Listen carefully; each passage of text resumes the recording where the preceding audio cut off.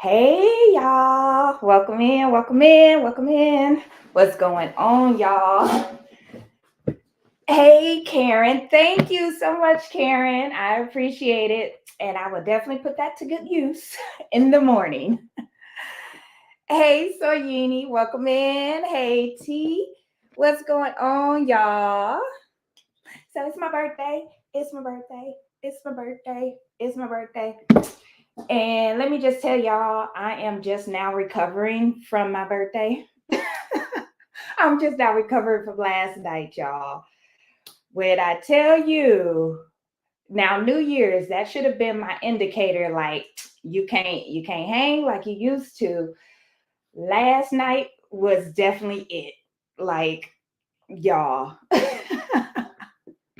I'll tell y'all, I bed in the bed recovering, and then of course I had to watch the Packers beat the Cowgirls, so I had to check that out. But I'm just like, oh my gosh, Sean, you are not 25 anymore, you can't hang. Yeah, I'm gonna have to start setting a curfew for myself, y'all. Like for real, for real. Hey, let's see. Happy Crafty. Hey, Carla. Hey, Picture Me Crafting. Hey, Anita. Hey, Miss Karen. Hey, Shishi. Thank you. Yes, the cowgirls are out, y'all. The cowgirls are out. My timeline on Facebook is quiet. Usually the cowgirl fans be at me, but it's like crickets right now.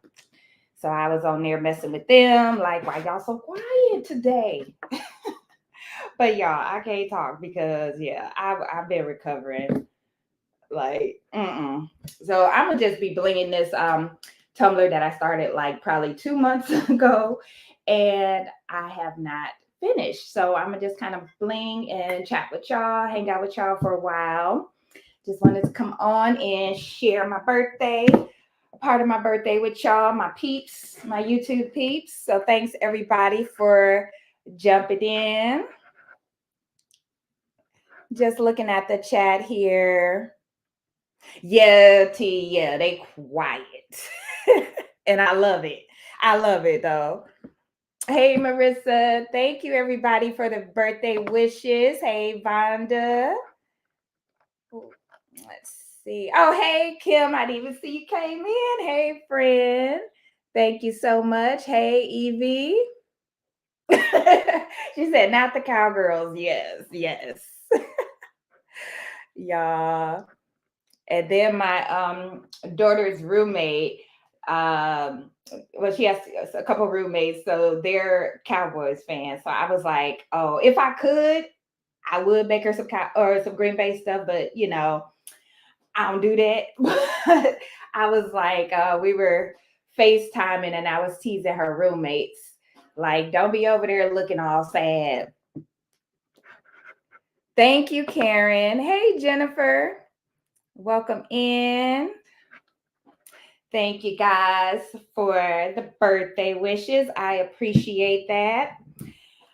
So we went to the casino. We went to the M Hotel and Casino here in, it was technically Henderson, Las Vegas, or Henderson, Nevada. Basically, I drive 15 minutes in one direction. I'm in Las Vegas, but it was a hotel out in Henderson where they have live bands there, and we don't have to drive all across town to see the live bands. So we went there last night. It was fun. We had a reserved table, so didn't have to worry about trying to find a seat or anything like that. And it was a good performer. The performer is called Treasure. His band is really good. So we had a good time, y'all. We had fun. And then we really didn't do much this weekend because we'll be in LA next weekend.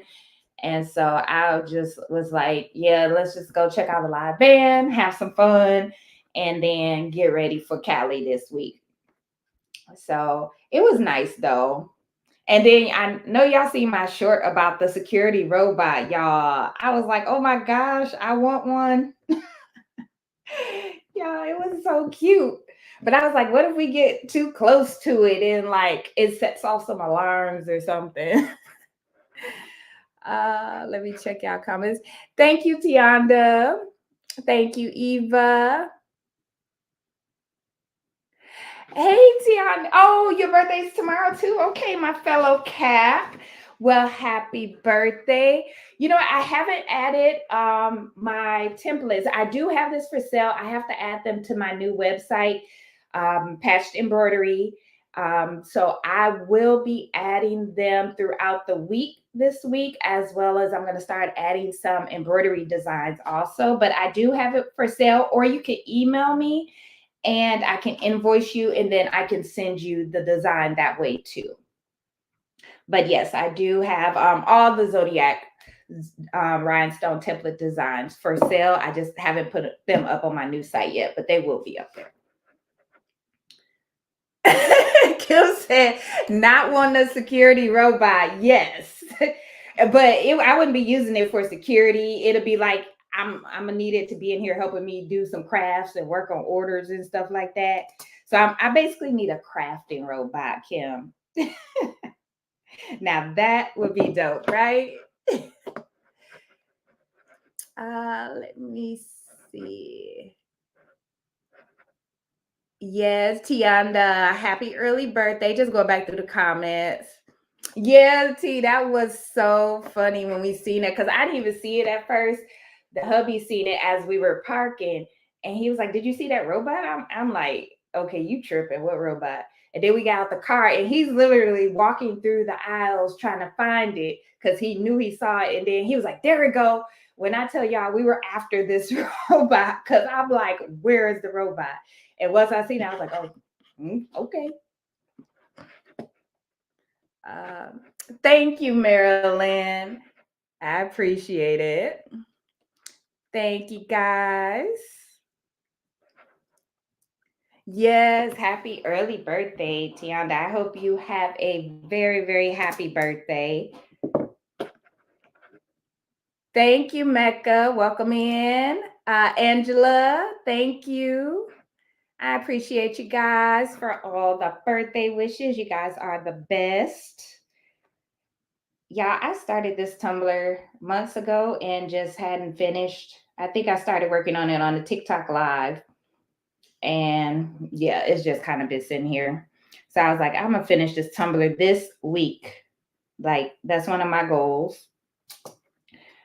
But yeah, I actually have some more videos to post. We love people watching when we go like out and stuff like that. And we never are disappointed when people get on the dance floor. So we definitely had a good time with that. There were a couple celebrities there. Dang, I actually forgot the one. Who sang the song "Treat Them Like They Want to Be Treated"? It was an old school song back in the day. He was there. I can't even think of his name. And then, y'all, I was like being a true stan because one of the Jets, and I'm aging myself here, but the Jets, that used to be my favorite group way back in the day. And one of the singers was there. And so I got to meet her, and that made my night.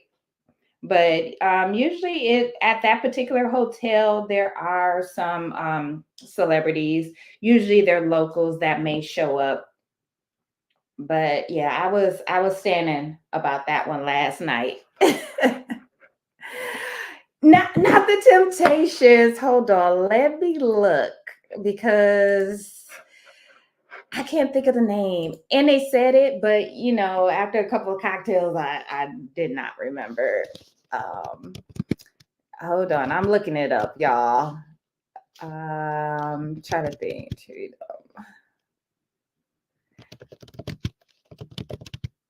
Okay. I think that was the song. Father and C. Father and C. That's who it was. And I was just like, oh, okay. I mean, I remember the song. Who doesn't remember Father of the Sea? But I was just like, oh, okay. I was more impressed by seeing one of the Jets there than him, honestly. Um, and where else? The Westgate Hotel, sometimes because they have some different shows there. I met Kid and Play there.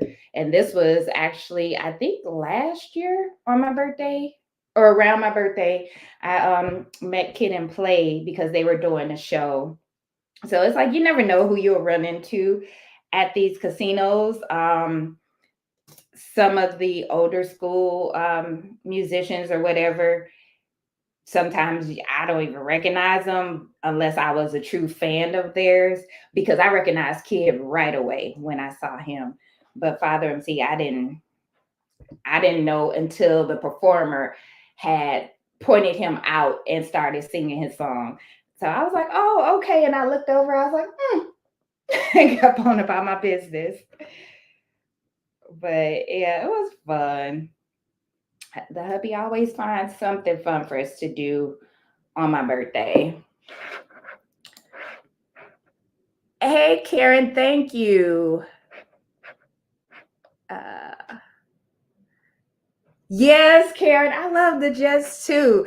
Y'all started singing a song. I was just like, I was so happy. You know, you have some celebrities you see, and it's just kind of like,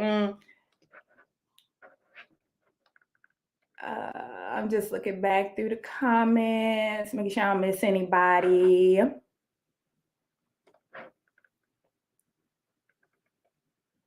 Yeah, the smaller venues are nice. The M Hotel has a really good venue because they have bar seating at the bar, and then they have like some high tops that you can sit at, but then they have reserved tables that they're pretty much there's no price like on the strip. If you reserve a table or you want a booth, you're buying a bottle, you're paying at least like $700-800 minimum for like what would be like probably like a $60 bottle of liquor just so you could sit down. And once that bottle is empty, you got to go or you got to buy another bottle. When you go to kind of like the lounges or the off the strip casinos, there's usually no charge to sit down. And usually, like at the M, they do have a drink minimum. So the minimum you have to spend $75. But between me and my husband and the price of the drinks, by the time we each have like two drinks, we're at the $75. So we're like, we might as well at least get a table and be comfortable versus trying to find a seat somewhere to sit down. But yeah, that's why we like going off the strip or Fremont Street, but it's too cold to be downtown walking around Fremont Street this time of the year. But the smaller venues, I agree, are definitely much better.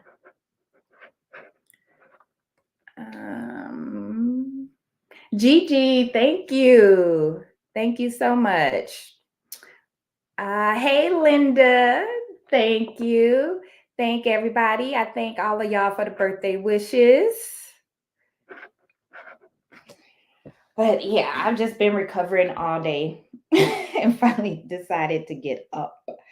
I was like, I need to get up and get out the bed and get some things done. I started working. I actually started working, digitizing some designs because I'm gonna start selling my digital embroidery designs. And y'all, I started the design. It's looking cute, and then I was just like, my mind cannot focus on this right now. You need to go lay down. And that's exactly what I did. I went right on back and laid down because I was going to come on earlier, but then the game was on. So I wanted to watch the Packers. And then I was just like, yeah, I would have been on here like, y'all, I need to go take a nap. So it was one of those nights, but it was definitely fun.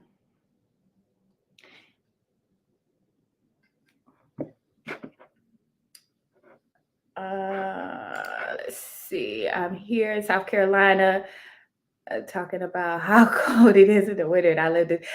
Yeah, Kim, I'm surprised. But I mean, that storm that had me worried, but I'm glad you and the family are okay. But yeah, that and that's the thing. I can't go back home to Milwaukee this time of the year. Like from about November to about April, I will not touch foot. I will not step down or touch down in Milwaukee. No, I can't because the way my body is set up now after living out west for the last what like 9, 10 years, mm-mm, my body is not used to that cold weather. And it's like I won't even call it a winter coat. I have a winter jacket that I really don't even wear. So, and the winter jacket I have here, it wouldn't do nothing for me. It would be like a windbreaker if I wore that in Wisconsin winter. There's no way.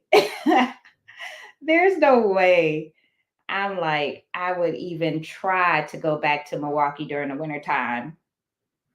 Like, I can't do it.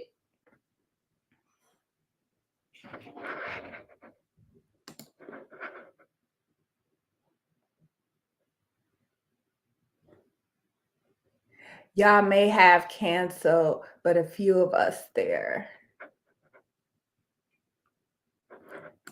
Um,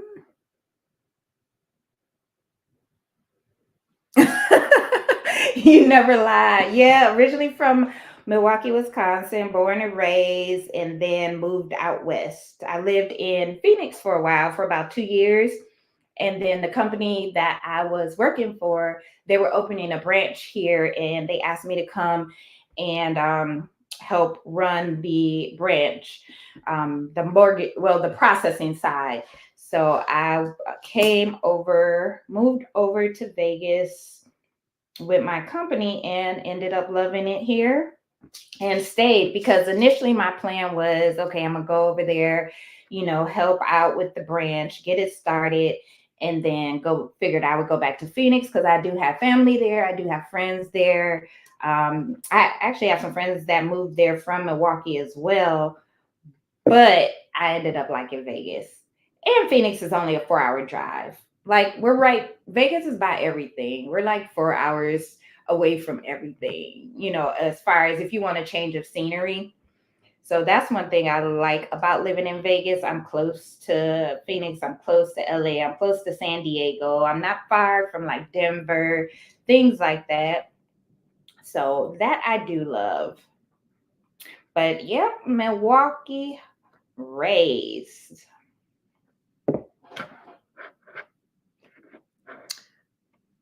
Um oh, what part of South Carolina? Oh, this tumbler is gonna be cute once I actually get done with it, y'all. I'm just like, oh, I'm still kind of tired actually.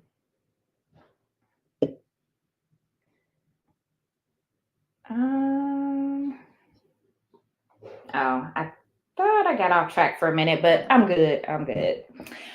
But I hope everyone's having a good weekend. How's everyone's weekend? Anyone do anything fun or exciting? Kim is in Charleston. I'm gonna have to come out there and visit you, Kim. I have not been to South Carolina. I'm gonna come visit you, and I'm bringing my baby Bella back with me. And y'all, Bella is Kim's dog, and her dog is so cute.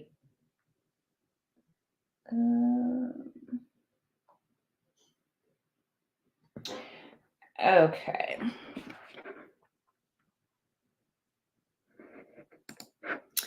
Yep, the old school way. I do have a turner that I could put it on, but I still just go ahead and put my stones on one stone at a time and turn my cup by hand. I guess it really just depends too. But yeah, I still just hold my cup and turn it and bling it the old school way. Once you have a habit, it's kind of at least for me, it's kind of hard to change that. I do get stuck in my ways sometimes, and this is one of them. So I'm like, but normally when I'm blinging tumblers, if I'm not on a live, sometimes I'll go live on TikTok and bling out a tumbler, or I will have a movie on in the background, or something that I'm just kind of glancing up, looking at, or whatever. And usually it's like Avengers, because I am a fan of the Avengers. And the Avengers movies are like a good 3 hours long. So by the time I get to the third movie, I'm almost done with my tumbler. Or music, or I might be sitting on the couch and watching a movie, or just talking to my husband, or whatever works. Even when we take road trips, sometimes I'll be in the car blinging a tumbler.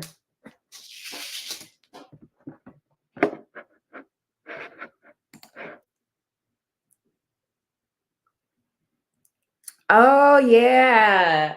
Forgot Kim's daughter is getting close to that due date. Ah, thank you, Tianda. Yeah, it was a mess earlier because yesterday, um, I had everything planned out, what I was gonna wear and all this, and that changed completely once I saw those jeans I had on. I was like, oh, I gotta get them. And then I got here and I'm like, okay, what am I gonna wear with them? Because I was gonna wear something completely different, and I had stuff all over. Like I added some rhinestones to my shoes. So I had stuff everywhere. But yeah, I came in here and actually cleaned it up before I went live. But yeah, it was a bit of a mess, but I try to keep it clean in here. I try. Doesn't always go as planned, but you know how it is as a crafter. It might be clean right now, and in about another hour or two it'll be a hot mess in here, because I might have like stabilizer all over the place, rhinestones, thread, flock, you never know.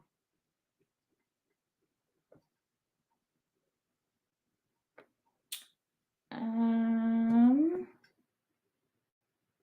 And with these Tumbler templates, and I will be putting those back up as well, you don't have to go row by row how I'm doing, how I started doing right here, just to see how the design was going to look. You can, kind of jump around on the Tumbler if you want to.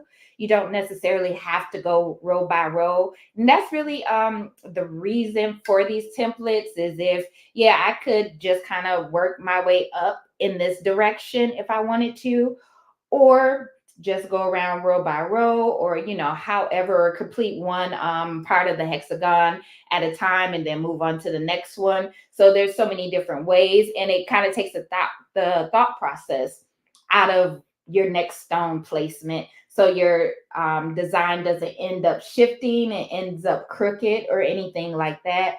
So that's the real purpose of these templates, where you can just really get creative with your designs. And they're fun to make too. I like them because it's like very calming and therapeutic when I'm making the Tumbler templates. Um, that's the way you learn how to bling. Yeah, this is exactly how I learned how to bling. And I still, when I get orders for custom tumblers, I still bling the same way to this day. And then it just depends. Sometimes I'll just pour my stones on my silicone mat, and you could just move them around, and they'll turn over easier, or I'll just use these trays and kind of shake them a little bit. So a little combination of the two.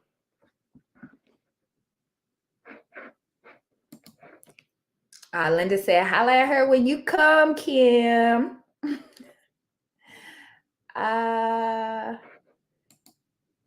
What kind of dog is Bella, Kim? My costume is coming too, but her due date has made us miss Comic-Con. I forgot you like to go to Comic-Con, Kim. Let me see.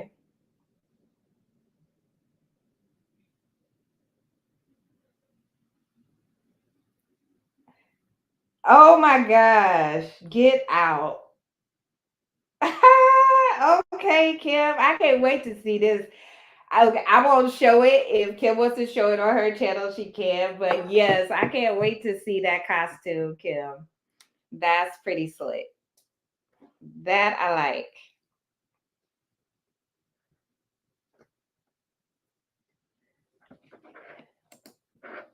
Thank you. Thank you so much. Thank you guys for the birthday wishes. I appreciate it. And let me go back here. And thank you so much to Karen. She got me some Starbucks. I'm definitely going to need that in the morning. Well, I'm actually off tomorrow, but I'll be up in the morning because I got orders to work on, designs to make. I got like, I want to say about 15 design ideas for embroidery. And it's a combination of designs for patches as well as designs for apparel. So I want to start working on those and get those knocked out. And then work on some other stuff as well. So that's kind of what I'm gonna be doing tomorrow. And then I have some more videos coming for y'all, showing y'all how to do sleeve embroidery and a few other ideas for you guys that might be helpful. And I'm also show you guys how to do a applique, the correct way. Well, I want to say the correct way, but the way I do my applique designs. And so I'll be doing a video about those as well. And then I'm going to be doing a video showing you guys how to do applique designs, how to actually create them in Hatch. So the first video is going to show you how to stitch them out correctly on your machine. And then the follow-up video will be showing you how I actually create and digitize the designs in Hatch. Because I know a lot of you guys want to know how to create those applique designs. So I'm going to make a video for you guys going step by step. Or let me know if you want me to go live. I can go live and kind of chat with y'all and walk you through it that way also. So either is fine with me.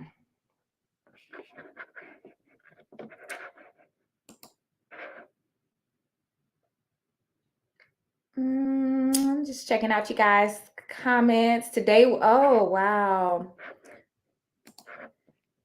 Today was about digging out the snow, just about to the knee. Oh my gosh, I don't miss those days. And I saw a different video about the pricing. Oh, about pricing the hand placed rhinestone. She sold hers for $50. It's gonna depend. I use all glass stones for my tumblers because I know they're gonna hold up, they're gonna last compared to the resin or the jelly stones. And I just want to provide my customers with a quality product as well. But it depends on what exactly is she blinging out. For $50, it depends. It depends. I would not, you don't want to underprice yourself. You definitely want to make sure you're being paid for your time. Make sure you're being paid for your materials. If you're hand placing these stones, we all know it takes time. These glass rhinestones, they're not cheap, especially if, well, it's better to buy them in bulk, of course. But if you're just buying them like per order, that cost can add up too. And then you got to think about putting your packaging as far as how you're packaging your products after it's finished. And then as well as your pack or your shipping supplies. So you want to account for all of that, not just the making of the tumbler. At $50, I don't want to say that she's underpricing herself, but it's going to depend on what it is that she's blinging as well.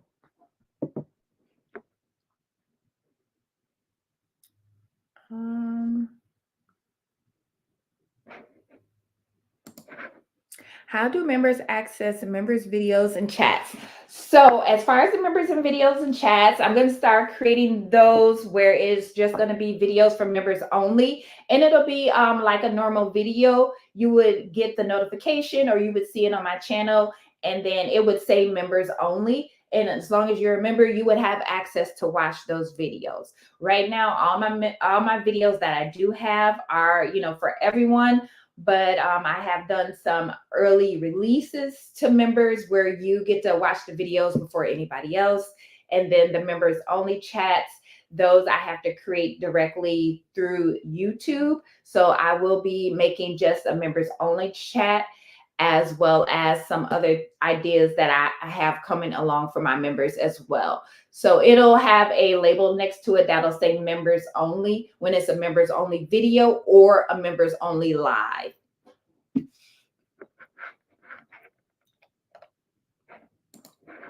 Hey, Sean. Thank you so much. Listening from the TV. Welcome in. Yeah, Kim, I agree. For jelly, maybe. And it's going to depend. Like, I wouldn't do $50 for like a venti tumbler, even if it was jellies. Maybe a 20 ounce, maybe a 16 ounce, and a basic design. But yeah, it's really going to depend on what it is, honestly, in my opinion. But I agree with that. For jellies, yeah, you can definitely you definitely don't want to overcharge if you're using jelly stones or resin stones. That I definitely agree with. Hey, Tanya, welcome in. How are you? Eva was like, no. I know that's right. She was like, that would be no for me. Yeah, it's gonna depend. Like, what are you wanting me to bling for $50? And when you think about it, a rhinestone t-shirt or a rhinestone hoodie, say like a rhinestone hoodie, for example, with a rhinestone drawstring, that's easily a good $35-$40 right there. And that's for a hoodie. So now think about the price for paying $50 for a blinged out tumbler. Like, I agree with you, Eva, but Kim also made a valid point too about the jelly stones.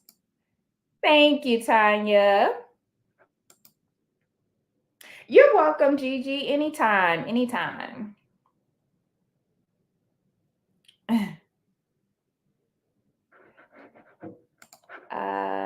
Thank you, Angie. I appreciate it.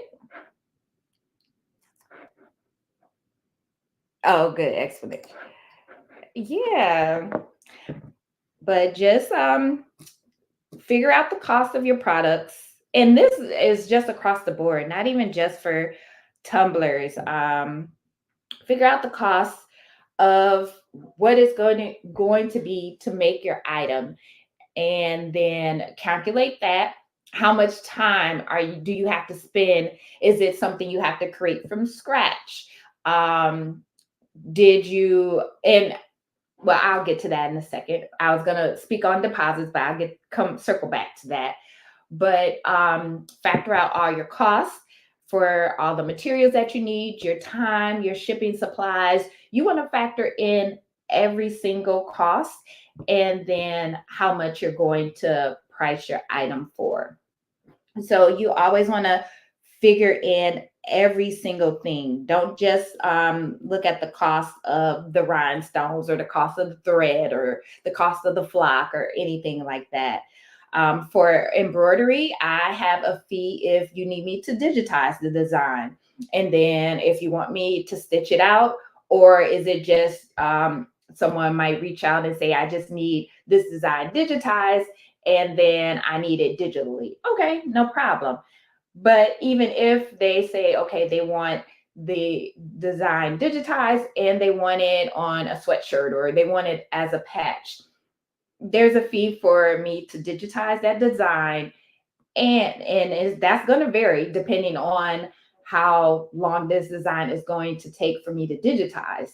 And it's going to also depend on, usually the rule of thumb is about $1.50 per 1,000 stitches. At least that's around the area, the ballpark area that I charge. Some digitizers will say $1 per 1,000 stitches, but it's just going to depend on how detailed this design is. How long is it going to take? Is it something that I can digitize within an hour or less? Or is it something that's going to take me a few hours because it's a very detailed design? So you definitely want to think about your time that you're going to have to invest, and you're going to want to put an hourly rate on that as well. And that's just for anything that you're selling across the board.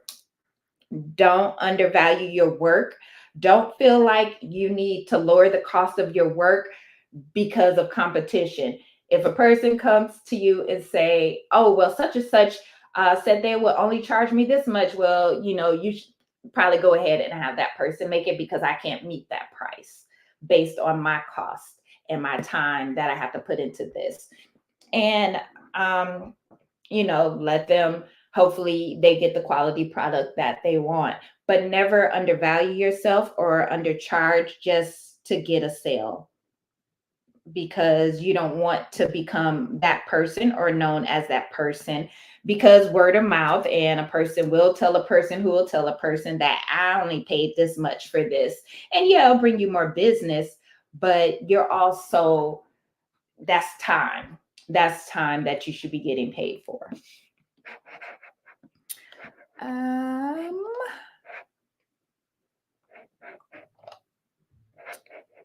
Just going back through you guys' comments. Thank you, Angie. Appreciate it. And I was thinking 4mm 20-ounce tumbler. Yes, yes. Because, and then you think too, when you're making these tumblers, especially if you're just freestyling it, you have your fillers. So you're going to have, a couple, sometimes 2 to 3 different size stones, or, maybe 2 different size stones. So you can, put in those fillers in there as well. So that's also another cost. So that's something you got to think about as well. So make sure you're including everything, not just the cost of the tumblers and the cost of the rhinestones or whatever it is that you might be making. Include everything. Just like if you're making a sublimation tumbler, it's not just the cost of the tumbler, it's the cost of the tumbler, it's the cost of your sublimation paper, it's the cost of the ink for your printer. Consider all of that.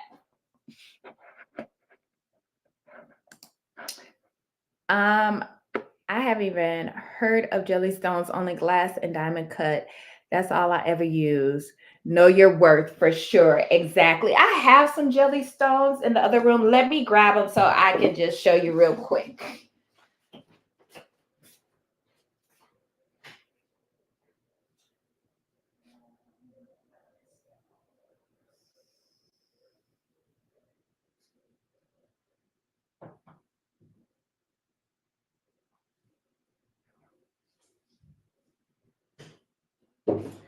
Okay, y'all, I'm back.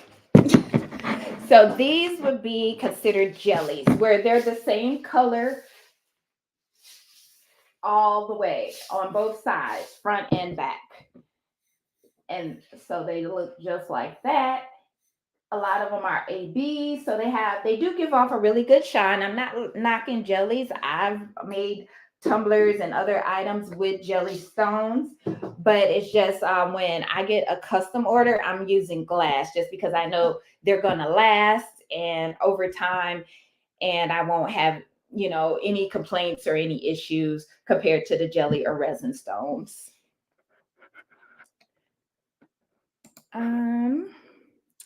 I ordered some rhinestones for Axiland, and I received them the other day, and I want to say thank you for the coupon code. Oh, you're welcome.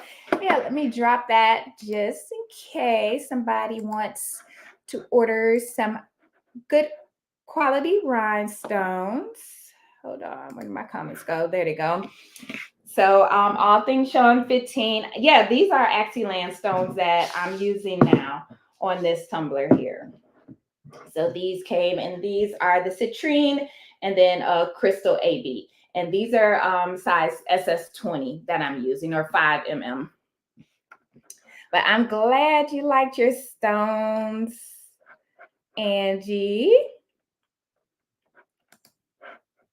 Oh, so yeah, the jellystones, they just look the same. They're the same color all on the back side. Like the resin stones, they have that silver backing. The jellystones have whatever color that stone is on the back. And then the hot fix stones, of course, has that glue adhesive that's heat activated. And then the glass stones have a similar look, usually that grayish type of background on there.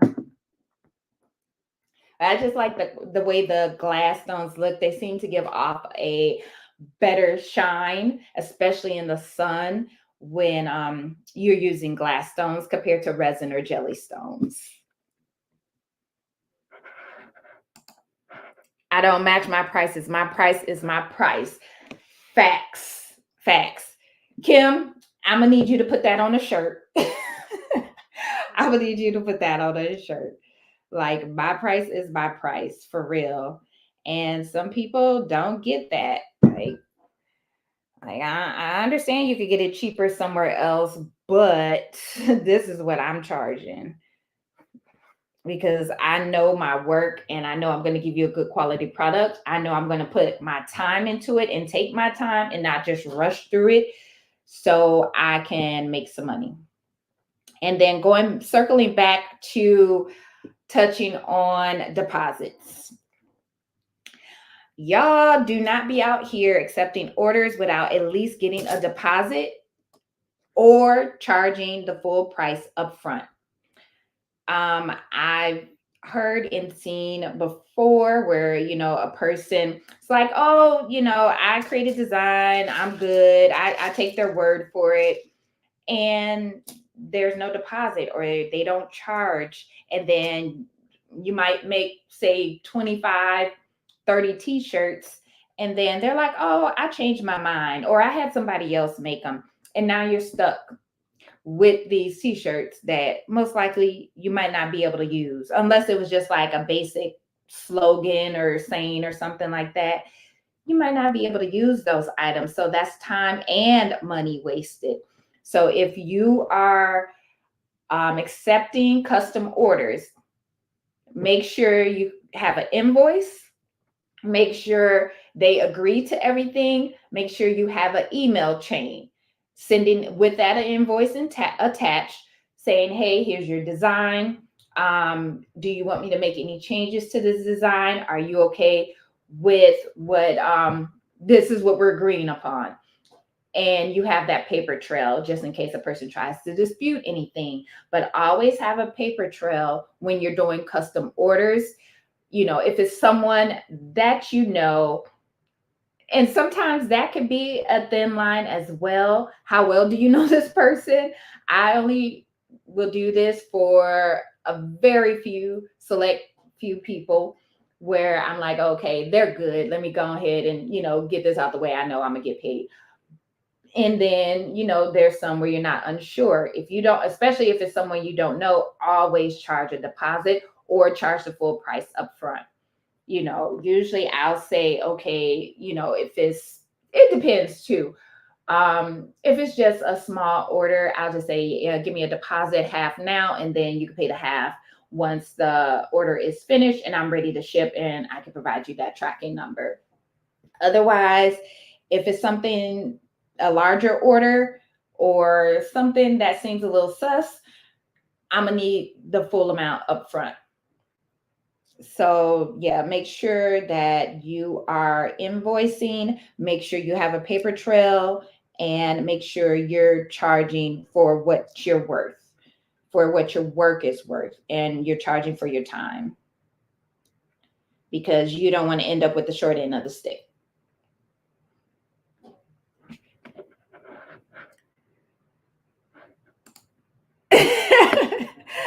Thank you, Eva.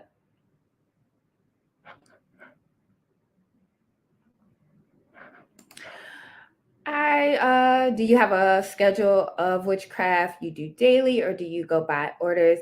I have a 16 needle and a single needle, trying to use them more. Yes, friend, use those machines. I am a huge planner. I plan everything. Sometimes does my day change? Yes. But I usually try to do certain things on certain days. Like I'm always going to work on orders, right? But at the same time, I like to create my designs. I like to digitize and I like to create my rhinestone designs. So it really just depends.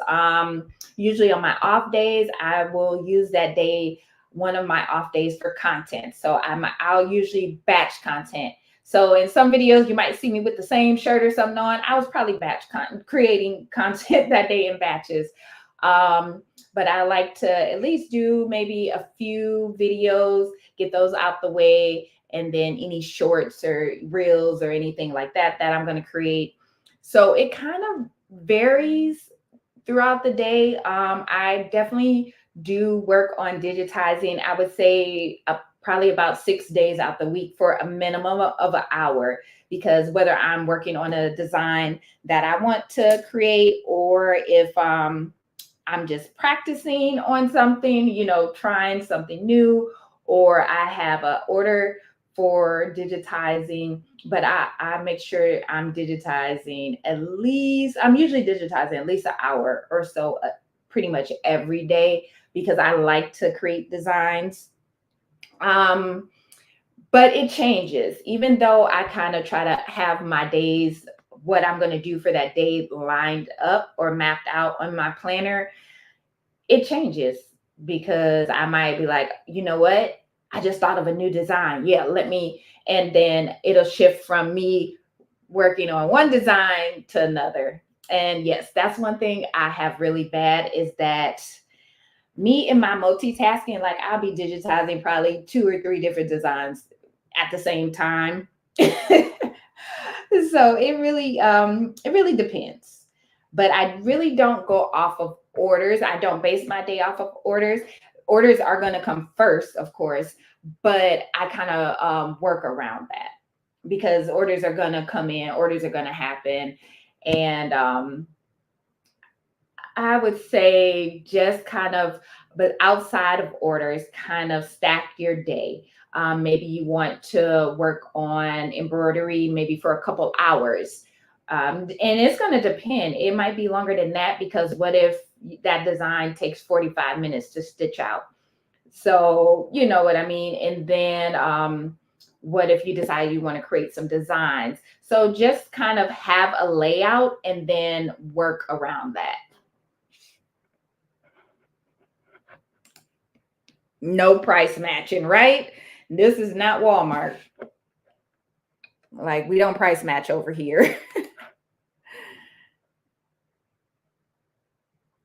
They have a jelly feel, almost like jelly shoes. Yep, good explanation, Kim. When you're new, you could practice with jelly stones, but I wouldn't sell those. Good idea. Yeah, and they're cheaper. They're going to be cheaper than glass stones. So definitely you'll want to practice with the jellies. That is a good point, Kim. Practicing with jellies is a really good idea, because you're not spending too much money on them, and you can get them in bulk for way cheaper than you can get glass stones in bulk. Um, Let me just finish up this last couple. I don't want my glue to dry up, and then I'm gonna look at the comments again.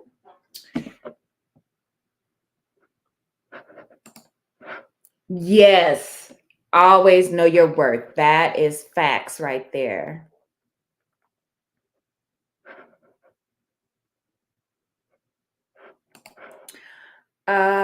What are your price for the glass stones? Well, I don't sell rhinestones anymore.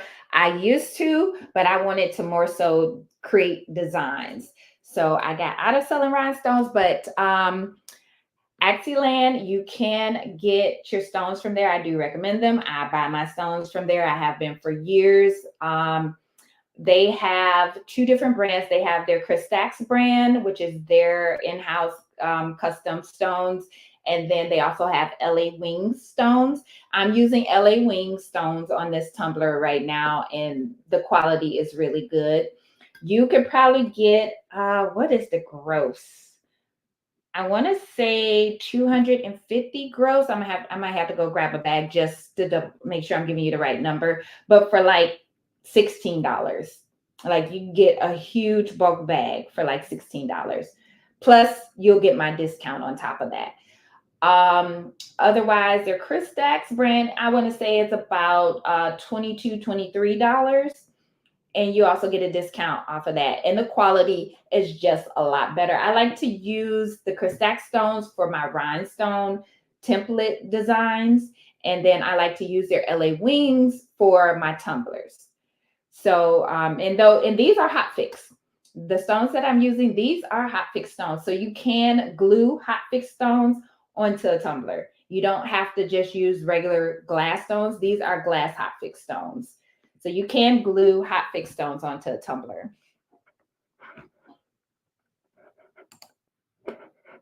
Yeah, Kim. I don't blame you for that because people will try to be slick, try to get over, and yeah, charging full price. I don't blame you. I would say the majority of my orders, I do. The majority, I definitely do.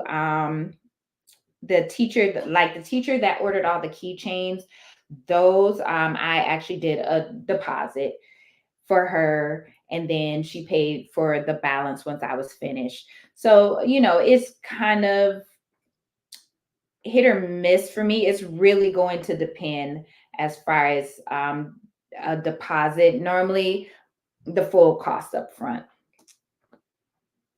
especially if I'm digitizing, because some some files, some designs are just very detailed. Someone wants you to digitize their logo and it's very detailed.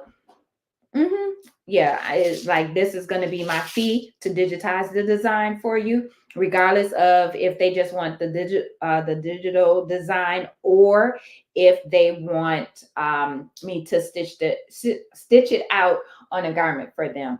Regardless, I'm charging for that price, because what if they change their mind, like, oh, you know what, I decided not to get this work or use this design, or I found someone else, or whatever the case may be. So if I'm digitizing a design, that fee for me to digitize that's going to be paid up front before I even open up Hatch. Like before I even open it up, I'm gonna need that money, just because digitizing is so detailed, so detailed, and time consuming.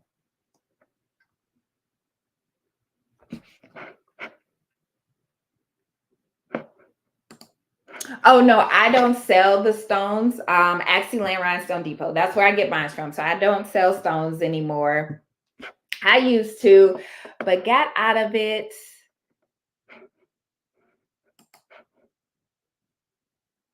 You're welcome, Angela. Yep, glass. So these are glass that I'm using. Now that I think about it, does Axiland, I don't even think they have any resin stones. Hmm. Now that I can think of, I think they pretty much sell glass and hot fix stones, because they have some regular glue-on stones that I do know. They have the regular glue-on stones and they have the hot fix. So they have hot fix and non-hot fix stones. But I don't think they have resin or jelly stones now that I think about it.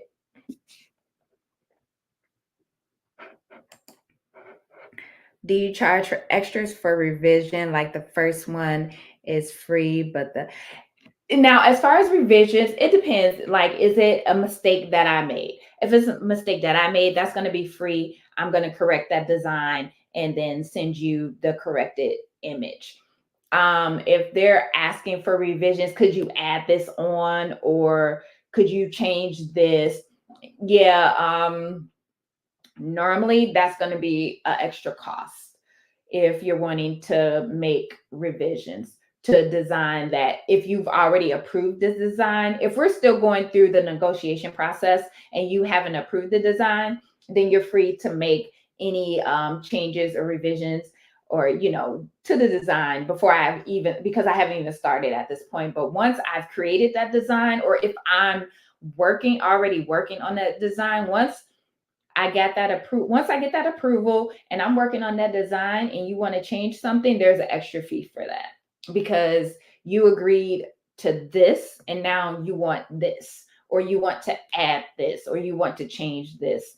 So now I'm going to have to rework this design. I'm going to have to recalculate stitches. I'm going to have to readjust the stitch compensation. There's so much that goes into it. Now there's extra work that now I have to do. So which means there's going to be more time that I have to spend on this design. So yeah, any revisions that's not my fault, then there is an extra fee. There's a fee for that. But yeah, if you get the design and there's issues with it, first I want to ask, what issues are you having with this design? Because I make sure I test stitch every single design before I send the design. I don't just digitize and then like, here you go, send it to you. I'm testing that design, every single one. And that's why I keep so much felt because I like to do test designs on felt or like a inexpensive cotton type of fabric. It's going to depend on what they're going to be using the design for. But usually I like to do my test stitches on felt because usually I can get a lot of it from Joann's, especially if with the coupons they have, or when I go to LA, I'll get it by the boat. And that way I just have plenty of it. But yes, I always, well, like I say, unless it's a mistake of mine, a revision is going to cost if I start it.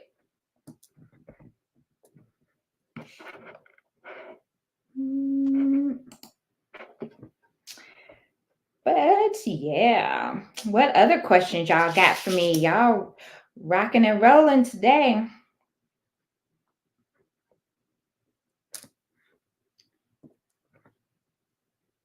Yeah, I know I'm gonna be up all night now because I pretty much slept half of the day or been laying in the bed half of the day.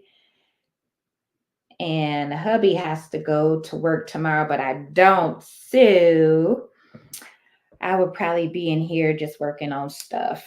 I'll probably get back to some of my designs, working on some designs. Is probably what I'll do. I think I can focus now on digitizing unlike earlier. So I'll probably work on those designs. So I have like some Black History Month designs and just some designs that can be used anytime that I thought would be really cute. So I will be probably working on those later. See how far I get through this tumbler. But my goal is to finish this tumbler this week. I guess this will be my new tumbler of the month because I pretty much switch every month to a different tumbler because I have so many. So I try to make use of them as much as I can.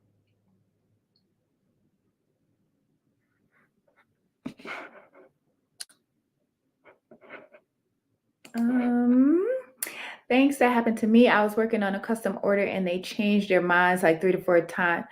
Oh my gosh. Yeah. Each time.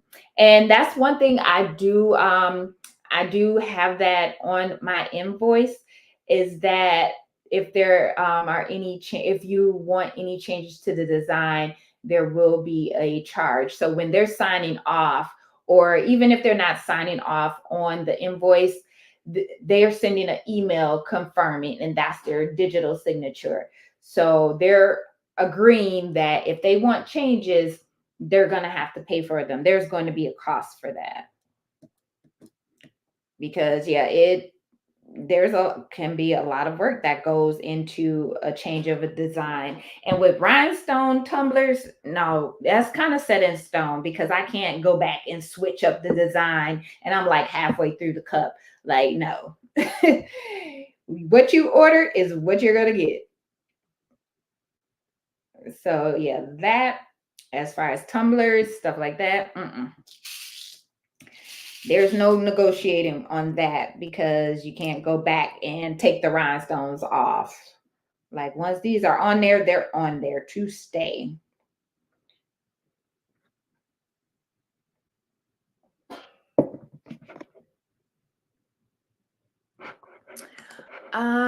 Can you say what you use for your template again? And do you have a code? So the templates I create in Procreate. So I use Procreate and I create the Tumbler templates in there. And then I purchase my rhinestones. So all of my rhinestones I purchased from Axiland Rhinestone Depot. I have the link scrolling across the bottom. So it's axiland.com. They're located in downtown Los Angeles. And then when you check out, at the bottom is gonna have a section for the coupon code, and you would just enter all things Sean 15, and then you'll get that 15% off, and it'll come off your total order. It's not just one item; it's everything. And I believe over $50, you get free shipping if you purchase over $50. And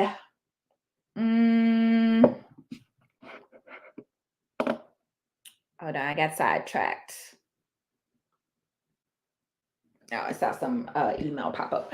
But so any of their items, not just rhinestones, so anything in their store is you'll get that 15% off, and it is a continuous use. So you can use it over and over and over again. So it's not a one-time use coupon either. But they have rhinestones, they have vinyl, they have machines, heat presses, things like that. They have things like hot fix mesh. I'm trying to think what else they have. They sell rhinestone transfers that you can purchase directly from them also.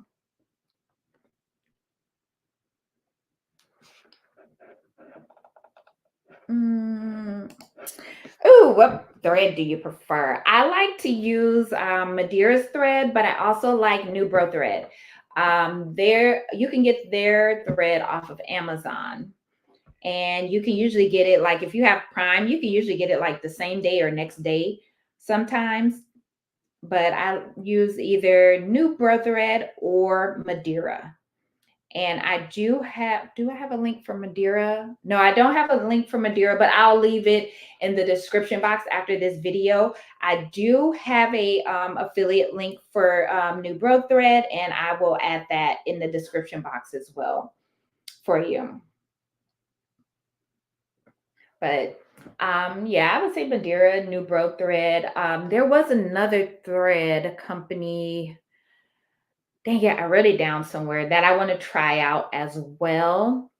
So I'm going to check them out. Let me see if I can find the name.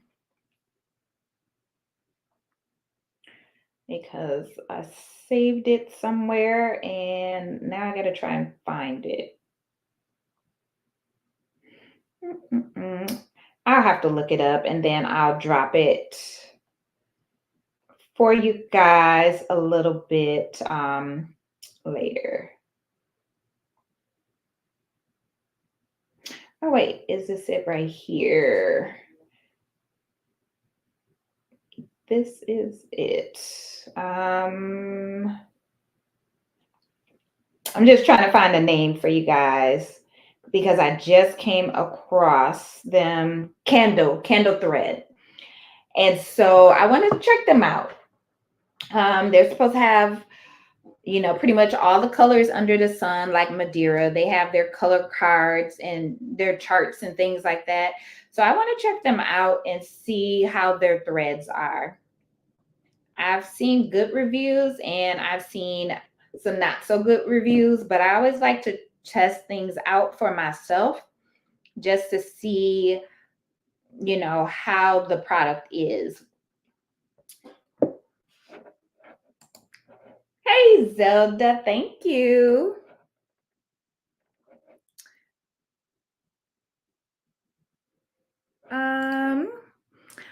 I want to know more about you taking orders for digitizing. I've seen advertisement for digitizing, but it seems like it would be better with you since I found you a few months ago. Aw, thank you so much. So you could just reach out to me. Let me put my email up. allthingssean@gmail.com. And just send me an email, and in the subject line, just let me know like digitizing order, or something related to that, and then we can communicate from there, or we can get on a phone call, and then I'll get from you if you already have an image that you would like to have digitized, or if you wanted something created from scratch, and then I can go more into detail with you as far as the pricing. So once I know what it is that you are looking for, then I'll be able to kind of narrow it down to what the potential cost would be to create that design for you. But yeah, just let me know. I would be happy to digitize your design for you. I just recently digitized Kim's design for her business. So now I'll have her design, and whenever she needs something, then all she has to do is let me know. And then I can create the any designs on whatever she wants it created on at this point. But yep, just send me an email and then we can chat about it. I gotcha.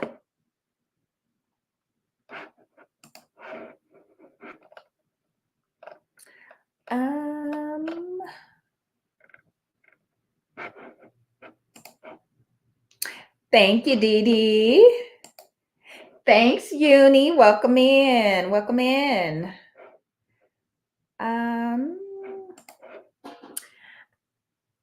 As I think about it, I was getting my nails cleaned out with diamond cut stones back in the early 2000s. Really? Wow. And you know what?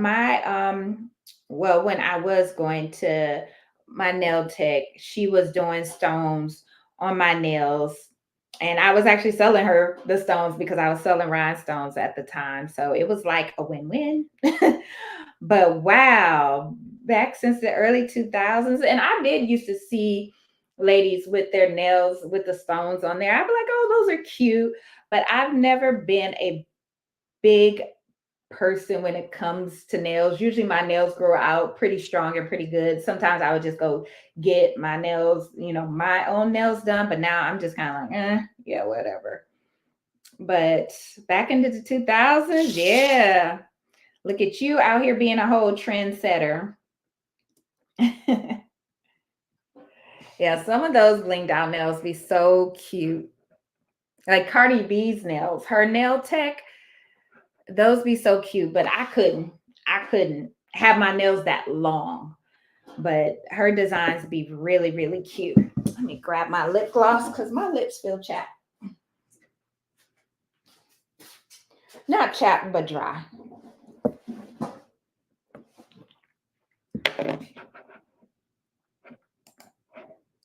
You ain't late to the party. It's my birthday. It's my birthday. Yeah, I've been walking around the house dancing all day. Actually, I think I started on Friday when my daughter surprised me. And then my husband got me some balloons and put them in here. I was like, oh, that was sweet.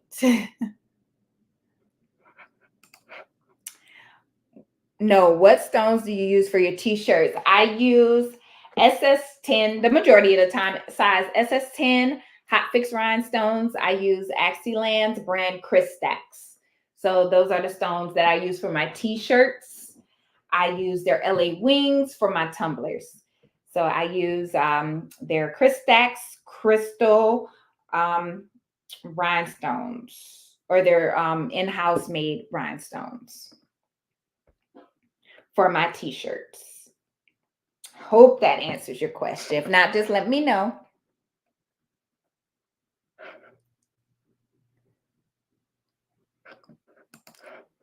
Oh, thank you, Sean. That was the other one. That was the other one that I heard about. How are they? Have you tried them? Because Sean has skills with sewing and embroidery too, y'all. Sean is cool with it as well. But that's the other one. I did hear about them. Have you heard of candle threads, or have you tried them, Sean? or anybody, if anybody in the chat, let me know. Yep, diamond cut stones for your t-shirt. Yes, ma'am. Marilyn said, I like how Kendall sends you a pamphlet. Oh, okay, with samples of the actual thread colors and lets you know what their colors are. Okay, Marilyn. So you like their threads? I did see they have like the huge color chart book that's actually bigger than Madeiras. So that's why I wanted to try them out, because I like that they have a ton of colors, but I just want to test them out and see. You like New Brother? Yeah, I like their threads too. I have a lot of their threads back there on the wall that I use and have not had any issues. They've worked really, really well for me. So I would definitely continue to keep that, as one of my threads that I use. But yes, I like them as well.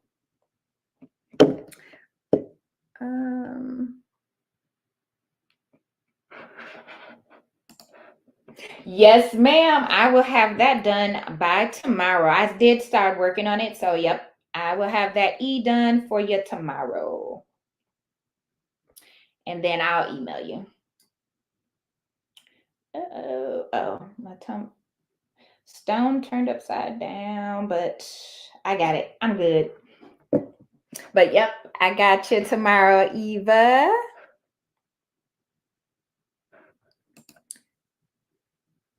Oh, only diamond cut back in the day? Yeah, and stones were expensive back in the day. Dang, okay, Kim. Kim with the skills. And Kim makes some beautiful tumblers with or without the templates. Like, she's really good at freestyling her designs. She makes some really, really pretty designs.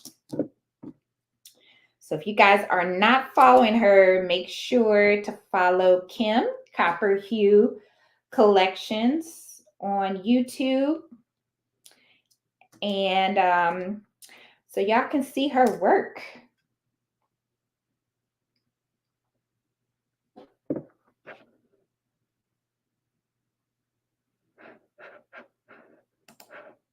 It was very new then. Yeah, I'm sure you were a trendsetter, because I used to see people and I'm like, oh, your nails are so cute. I love your nails with the rhinestones, but I would never do them. And I don't know why. Up until a few years ago, and my nail tech, she would do stones, or she would like, usually I would just maybe do like one or two nails or something like that, or unless she just came up with the idea. But that's slick that you were doing that back in the early 2000s. That's definitely trendsetter right there. That's what I'm talking about. Do you still do the bling nails or the rhinestones on your nails?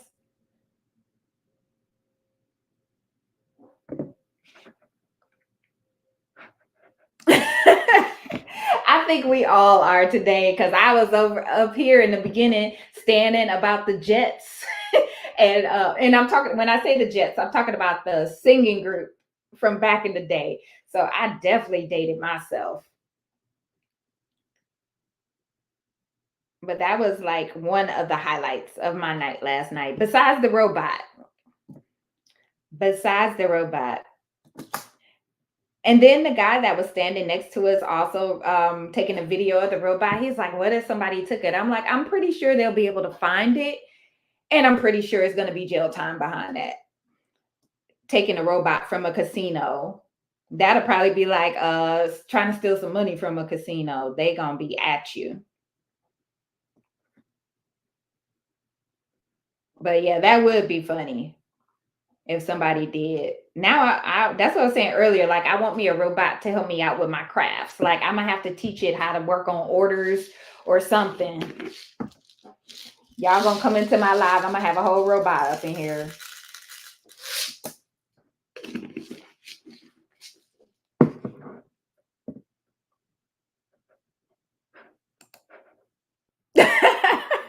Yup, I sure was. I was out here hustling them rhinestones, and it was a profitable business. I will say that. I just kind of got burnt out on it because I was always, packing the orders. I had rhinestones, I had rhinestone kits and things like that. And it was just like, even though the business and, everything was good, my focus was on, I wanted to design, and I also wanted to create content showing others, because I would always get questions of, how did I make this? How did I make that?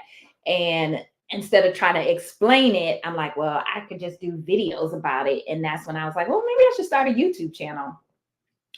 And it just kind of went from there. And I got to the point where I was like, you know what? I don't even want to sell stones anymore. And around this time, I had found Axiland. I found a couple other places in LA. And I was like, oh, I can just start getting my stones from here. And because they were a good price, and then I could focus more on my content and making my designs and things like that. So it worked out how it's supposed to, But if you're thinking about getting into the rhinestone business, selling rhinestones it is a profitable business. I do have some videos on my channel about some of the overseas vendors that I've used. So if that's something you were wanting to look into, there's information out there. Because when I started with rhinestones, like, there was no information. Like, I had to figure it out on my own as I went. I was reaching out to vendors. I was testing their stones, and I eventually learned, I learned a lot over time and made some good connections that I still have connections to this day. So, I'm thankful for those connections that I made. And even with the customers that I've gained since I was selling rhinestones. And a lot of people that I know went from creating rhinestone products to then they started selling rhinestones. So it's definitely money in it, but it became too much of a headache for me, and it wasn't my true passion, what I really wanted to do. Yes, that is my favorite. Okay, I actually love them. Yes, I have heard of Conde. I can send you some Flunani. Oh, really? Thank you, Sean. Yes, I would love to test them out. That was the other one that I heard about. But like I say, I heard good and both bad reviews about Conde. But I'm still that person that's like, let me give it a try. I try not to judge businesses or people or things like that based off of someone else's opinion. I still like to test it out for myself. Now, if there's a lot of bad reviews or something out there, then I'm going to probably shy away from it.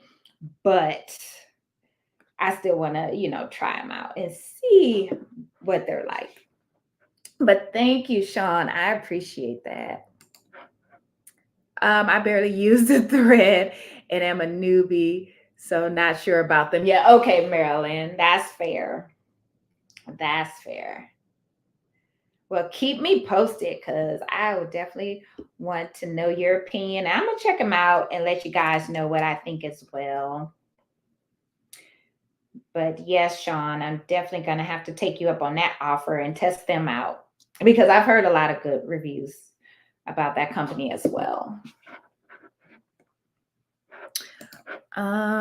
Glide is also a big one that has a lot of options. Okay, let me start these so I remember to come back so I don't forget the name.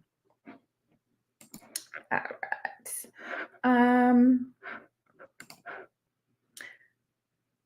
Does the metallic thread require a different needle?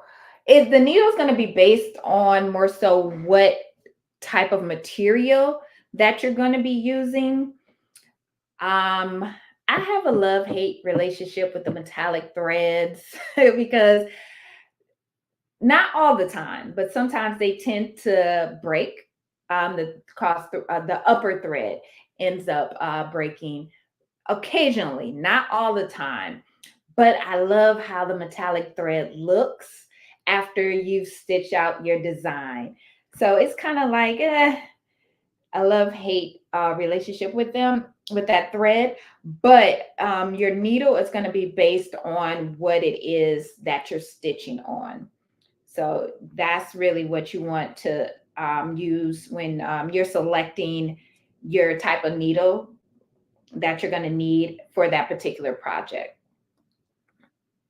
And you always want to make sure you're using a sharp new needle as well. After so many projects, you'll want to switch that needle out, or usually sooner than that. But it just depends on how often you have your machine going, things like that. But definitely select your needle based off the project that you're working on.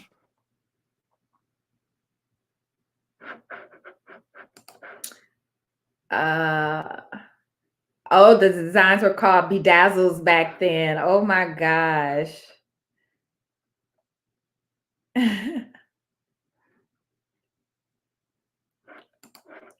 Oh, you still rocking them? Okay, Eva. A little conservative because of your position. Understandable, completely understandable. That's what's up. I might end up doing them again one day, but yeah, we'll see. We will see. I've actually, after I've gotten my nails done, I've actually come home and caught myself trying to bling my own nails. Didn't look bad, but it wasn't as good as the nail tech. I can definitely say that. But I figured, hey, if I can place them on a tumbler, I can place them on my nails. But then you're thinking about it, when you're doing it on a tumbler, it's definitely different because you're trying to sit here and lay your nails down and put those designs on there or put those stones on there. It's sounds easy. I'll say that. It sounds easy. It's a little bit harder than what it sounds. Um, I almost had a stone off, but I'm good. I'm good.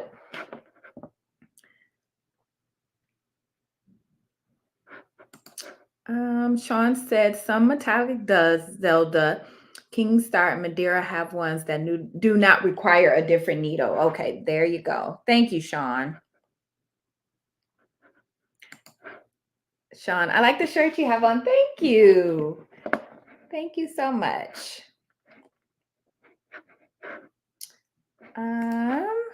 Absolutely, you have to try it for yourself. Yeah.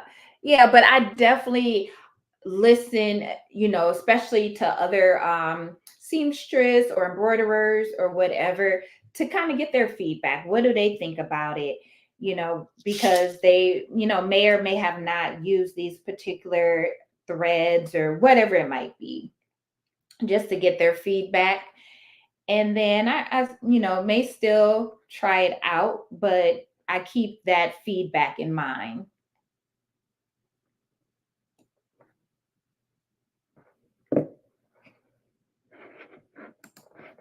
Everyone's experience is their experience. Exactly. That is so, so true. Yeah, everyone, you never know. You never know. Um, the reason that they may have given a bad review. Um, so you're right. Everyone's experience is definitely their experience. So, so true. Yeah, this tumbler is looking pretty good. This is going to be really cute once I finish. Girl, yeah, I'm taking notes. Zelda said thanks. Yeah, Sean is a wealth of knowledge as well. Sean is very knowledgeable with sewing and embroidery. She does work with lasers, so a lot of knowledge there.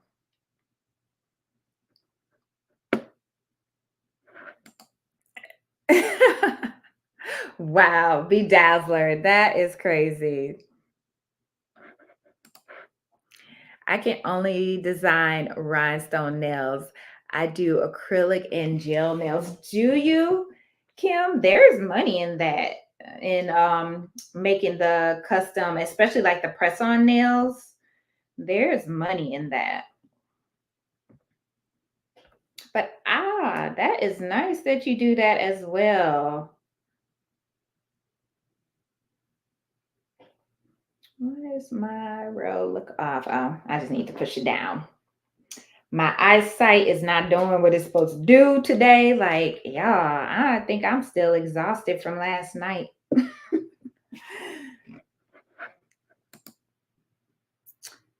You're welcome, Zelda.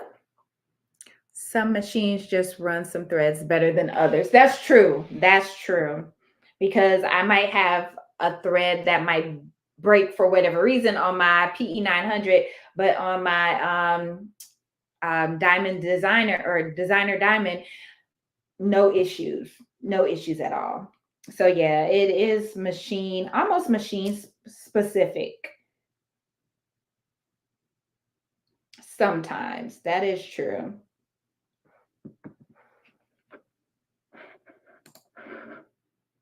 Hey, Capricorn in the house. Go Capricorns. It's a birthday. Just had to get that little dance out the way.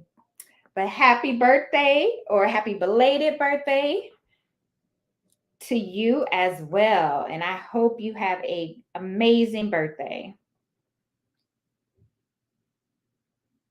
And the Packers won on my birthday. Like, that's another bonus.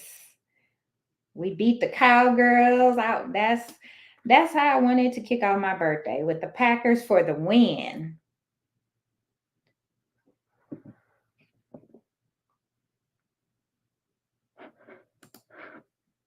I know you do. That's why I always let everybody know you are a wealth of information.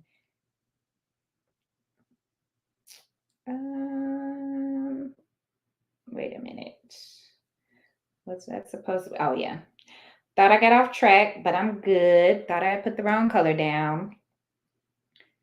But yes, Sean is a good source of information. Kim is also a good source of information. Also, when it comes to rhinestones, when it comes to candle making, let's see, body butters, body scrubs. Like, Kim is a good wealth of knowledge also. And she's on here as Copper Hue Designs.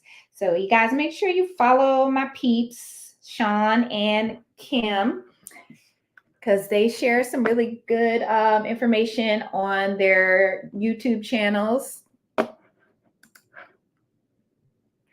I used to teach it at Votech schools in Delaware. Oh, okay, Kim. I did not know. That is what's up. That is nice.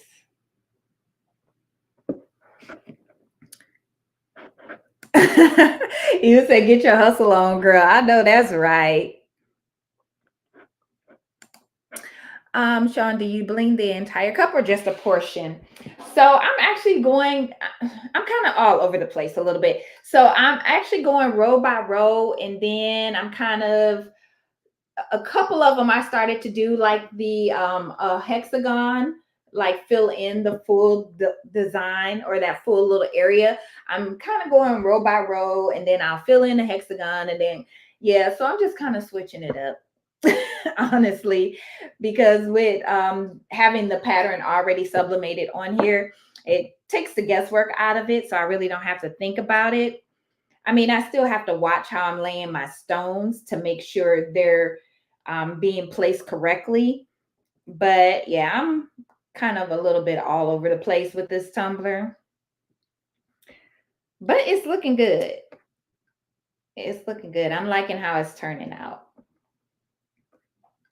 So a little bit of everything.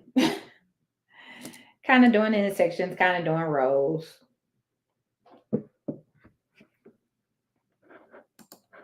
Hey, the craft minded. Thank you. Eva said, "Oh, yes, I have my daughter watching Kim at Copper Hue Collections."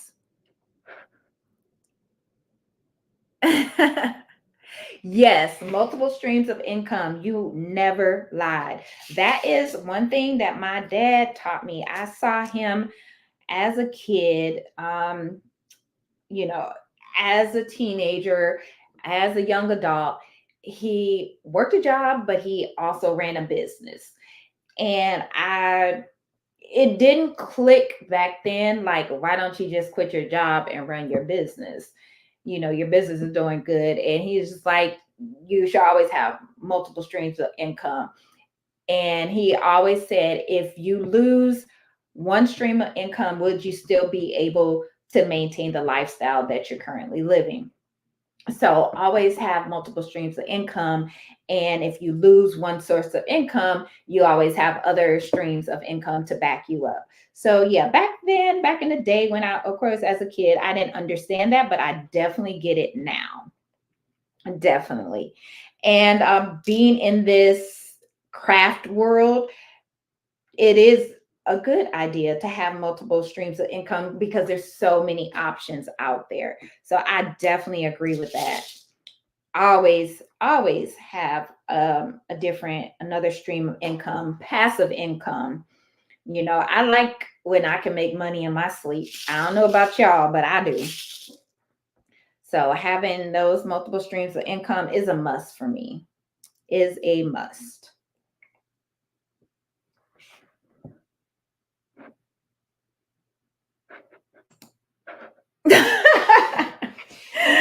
Even said the good books say, I know that's right.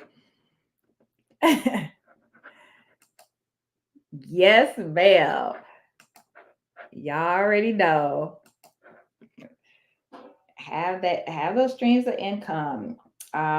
There's plenty ways. If you're creating content, besides affiliates and things like that, there's many other ways to put yourself out there and bring in those additional incomes.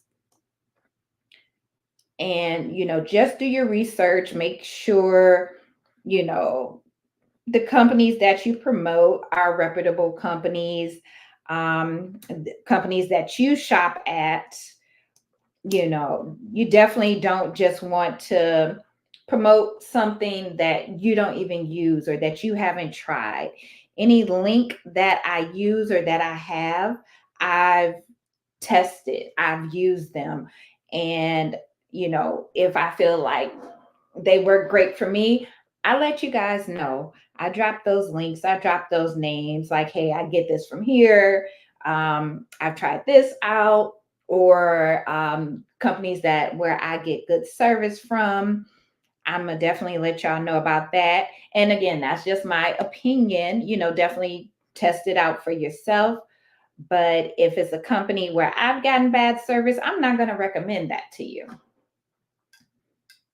Or if someone asks me about it, I'm going to give you my honest opinion. But you should still, if you're still curious, try it out for yourself and see, if you like them or not.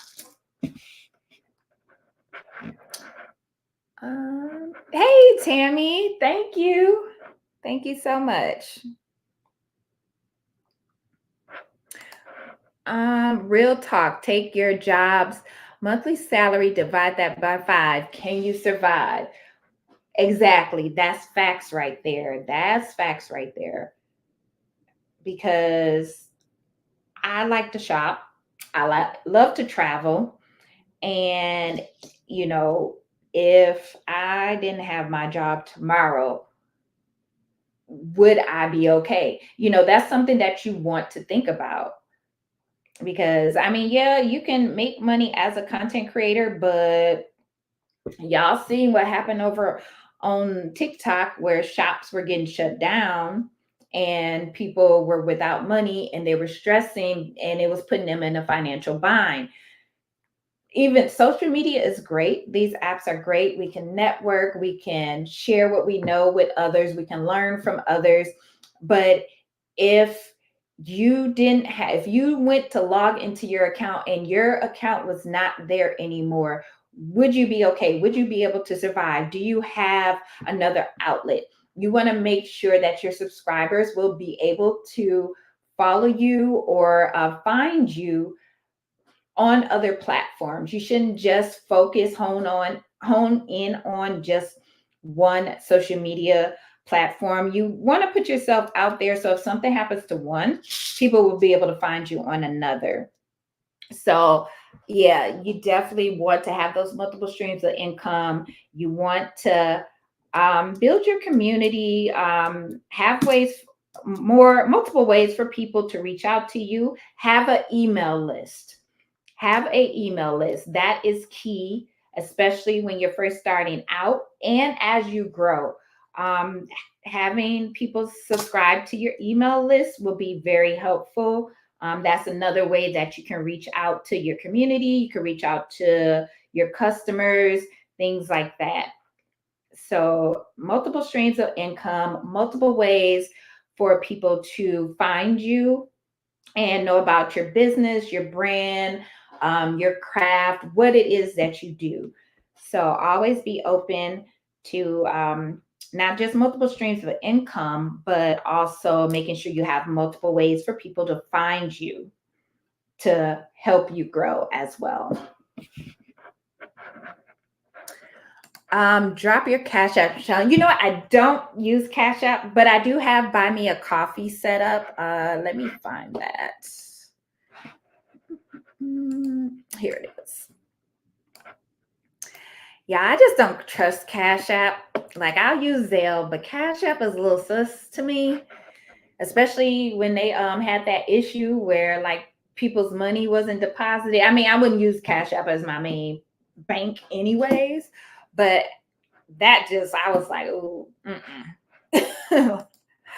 couldn't be me. Hold on, let me find it. Okay, there we go. So that's my Buy Me a Coffee. Or I actually think I renamed mine to Buy Me a Thread. You can like change the name and the icon for it, which I thought was cute. But I don't have Cash App. But thanks, Kim, for asking.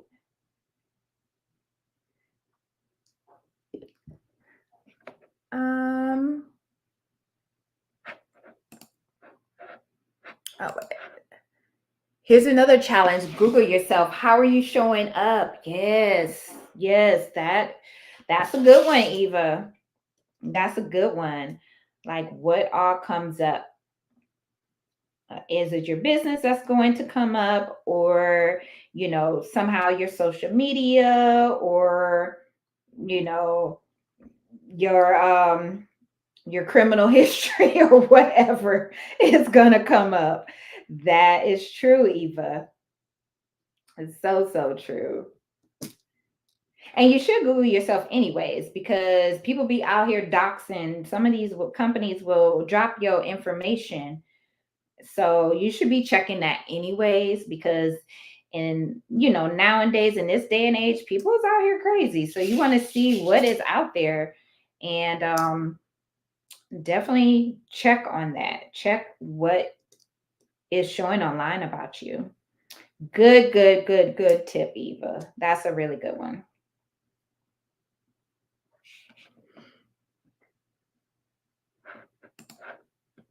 Oh, you didn't hear about that? Yeah, this happened. And I don't think it's the first time. It happened a couple times last year. I guess people that were using it basically like their primary bank, and the date of their direct deposits, nobody got their money. So people were like late on bills and getting charged fees because their accounts were being overdrawn and all kind of stuff. And I don't know if Cash App did something about the refund of like overdraft fees and things like that were happening to people. But yeah, I was just like, I'm not using Cash App. I did have it downloaded. I've used it maybe a couple times, but each time I would use it, I would put my card on there. And then after I send the money, I would delete it off of there. Like I wouldn't leave any of my stuff on there. I just never trusted it. And then that came out and I was like, that's why I never trusted it.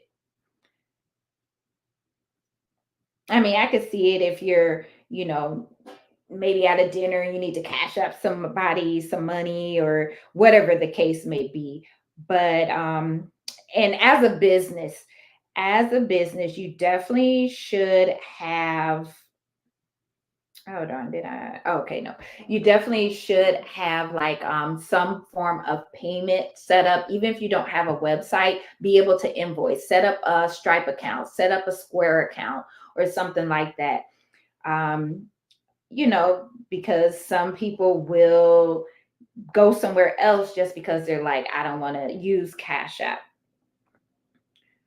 So definitely have some form of payment set up for your business, even if you don't have a website where you can invoice your customers to pay for their orders or whatever it is.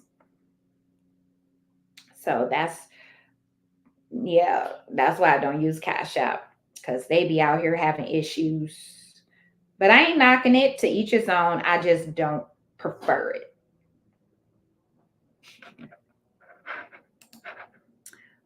I've been seeing that a lot. What's Buy Me a Coffee? So it's a Stripe company. So like the payment service Stripe, and you can basically go there, and if you want to maybe like donate to your favorite creator or something like that, you can use that.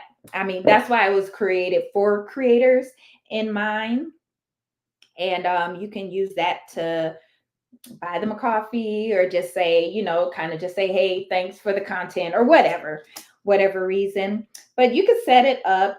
You download the app. They have it on the App Store. They have it on Google Play Store. And then you just set up your account. You can set up a little profile, just basically telling a little bit about yourself. You can put posts in there. You can post pictures, things like that. And I think you can have set up like some type of subscription. I don't have like any subscription set up, but it's basically it was created for content creators. Because I have had people reach out and say, hey, thanks for the information. Could I send you something? I'm like, no, I'm doing this because I like doing this. Like, you don't have to send me anything for it. Like, you supporting the channel is cool enough for me. So I don't trip off of that. But it's a cool little app.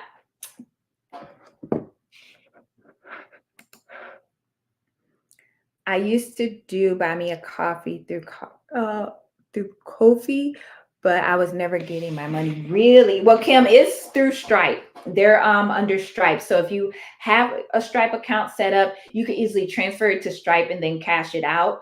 Or if you don't have a Stripe account set up, you can set up one, or you could just cash it out. So they give you a few different options, which is nice. But yeah, it's through a completely different company now. And I love Stripe. I've used Stripe for the last 5 or 6 years. I have not had any issues. I do like Stripe. They also have like a limit for any chargebacks. So they offer, I mean, and it's a different additional fee that they charge you, but it's very minimal, and it is worth it because it covers you in case of a chargeback. Knock on wood, but ever since I've been in business, I've had 2 chargebacks. And I have not, because I always keep a paper trail. That's why I told you guys earlier, always have a paper trail. Always have that tracking number, always have proof of delivery, which is that going to be that tracking number. So any issues that I've had that come up, I've been able to dispute and win those disputes. So always have a paper trail. That's always going to help you. But I do like Buy Me a Coffee. I do like Stripe. My Cash App got shut down. Really? Did they tell you why, or was it just like you went to log on and they shut it down? That's crazy. And that's one thing about like some of these online banks, or that are like strictly online.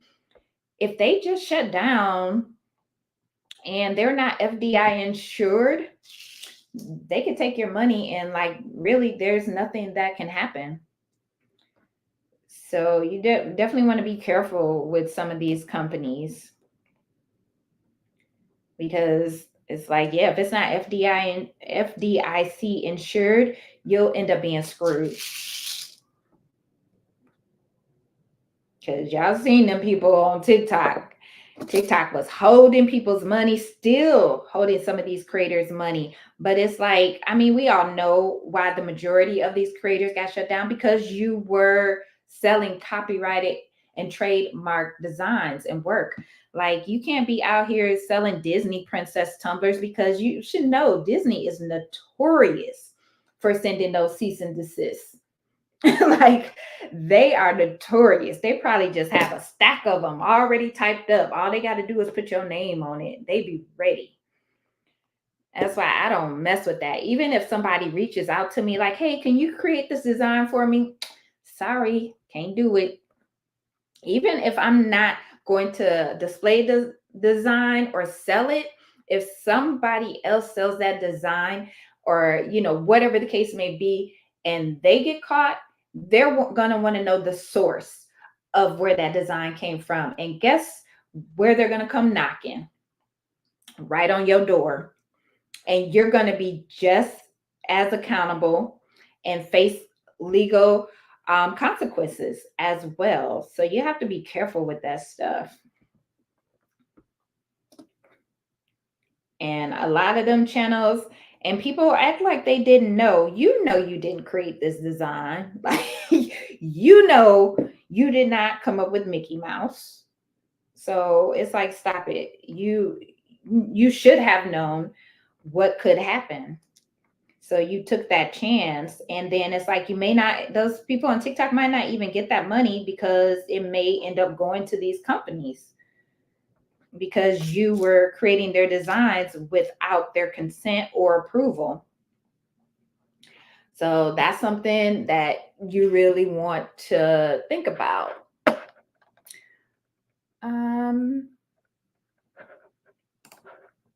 I don't think it's good for business though. No, I question when especially the hairstylist, the nail techs, when you go to their page and you're like, oh, I like their work. I might want to check them out. And then it's like, you reach out to them and like, okay, well, I'm gonna need my deposit. Here's my Cash App. I'm good, but thanks for responding back to me. But yeah, I'm not paying you through Cash App, because if something happens, if you take my money, if whatever the case, I can't dispute that. My bank's going to be like, yo, bad. So yeah, I feel you on that. Like, for business, I don't think it's a good look, because you could set up a Square account for free. You could set up a Stripe account for free, and make your business look more professional. And you're covering yourself. I mean, of course, you still want to cover yourself, but you're also, hold on, y'all, I just messed up one of my stones. Oh no. But you just want to be careful, because that protects you, but it can also protect your customer. So just be careful using Cash App to pay people. Hold on. Okay, I did mess up a stone here. Let me slide that one over, slide that one over. Okay, back in the game. But it is definitely not good for business. I agree. I will walk away from a business if they say, okay, you could pay me through Cash App. No thanks. I'll pass. You can't find me on Buy Me a Coffee. It's all things Sean. So it's my same handle.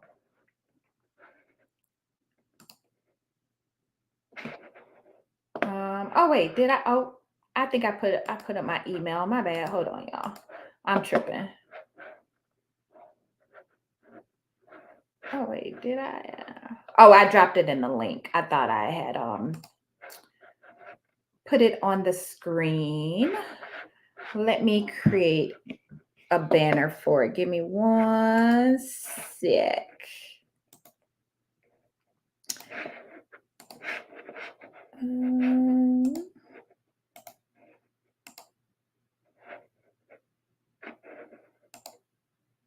Okay, there it is. There it is.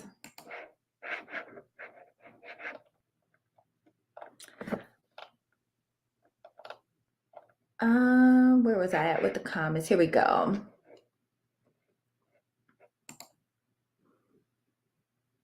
Oh yeah, Eva, you're welcome.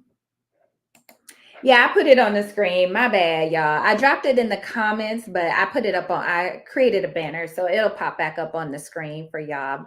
But thank you. Thank you for that.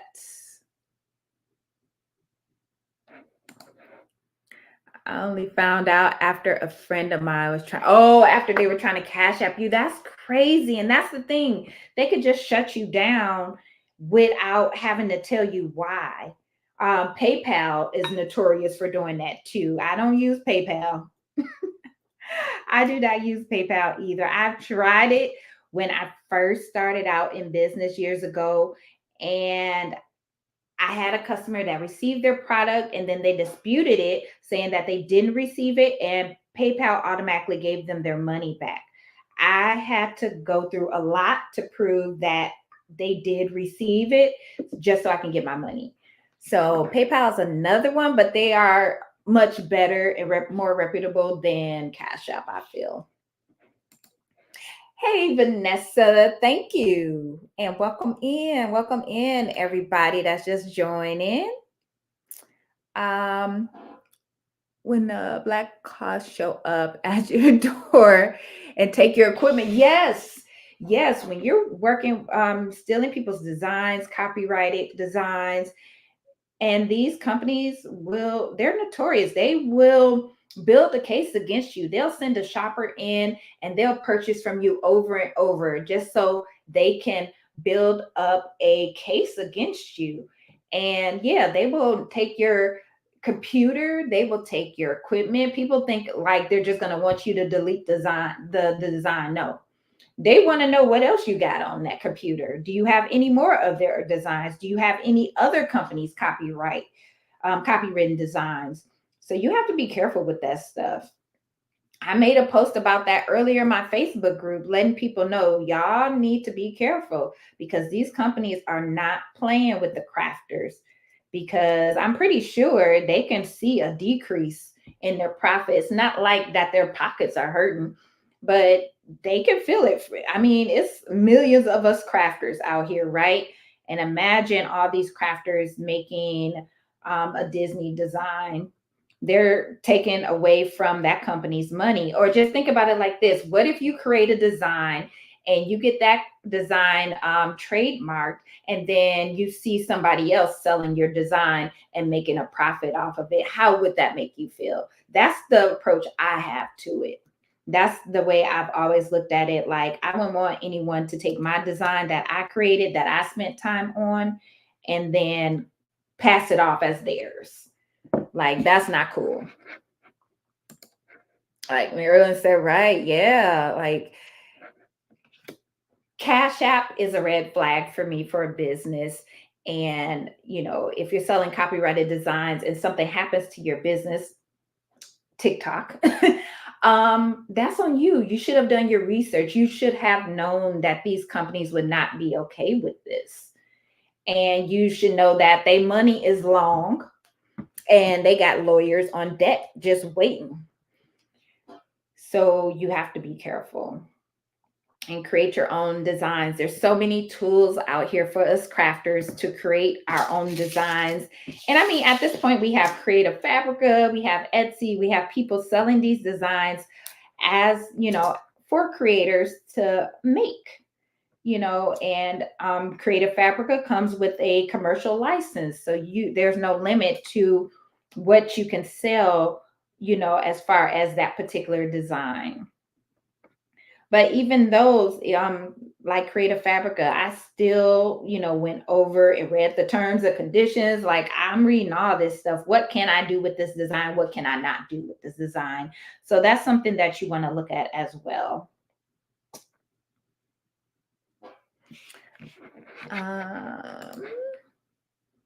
Right. Decent and in order. Don't you get me to preach it. I'm just saying. I already know, Eva. I already know. Like, yeah, that's something I don't play about.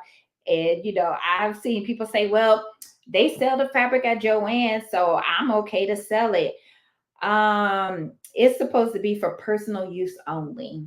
That licensed commercial fabric that they have at Joann's is for personal use only. It's not for you to make items to sell in bulk or whatever.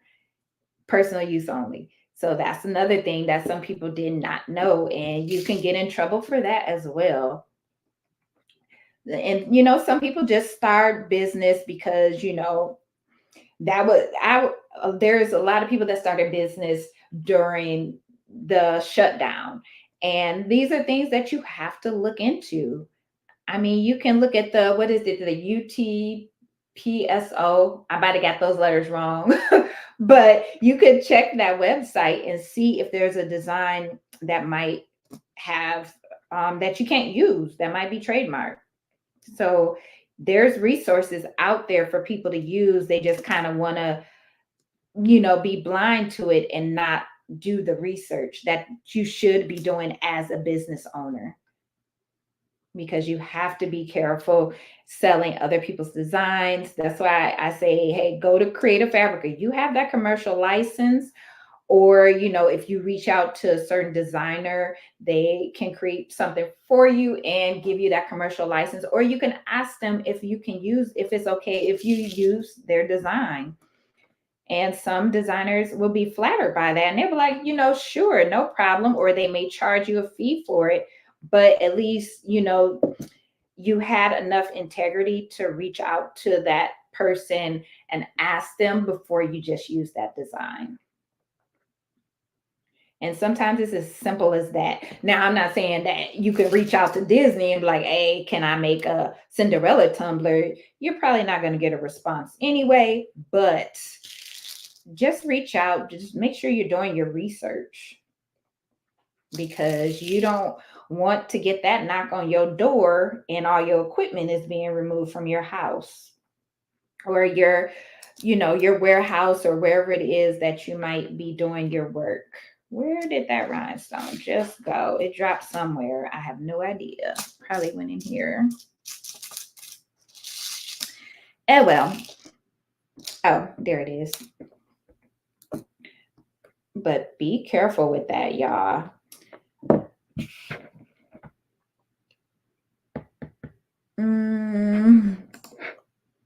So you need that the UV. Right, unless you have the equipment that is licensed for personal use item. Nope, leave it. Exactly. And like the businesses that I see that are selling NFL stuff, NBA stuff, and then they say, "Oh, I have a commercial license." Now, not saying that it can't happen, but I looked, I checked, because I used to get a lot of requests for sports teams. It's $100,000 just for the NFL, and then you have to pay a separate commercial license for the NBA, and then the MB. These different leagues, you have to go to each of them separately, and you have to drop this money before you can use those design or those images.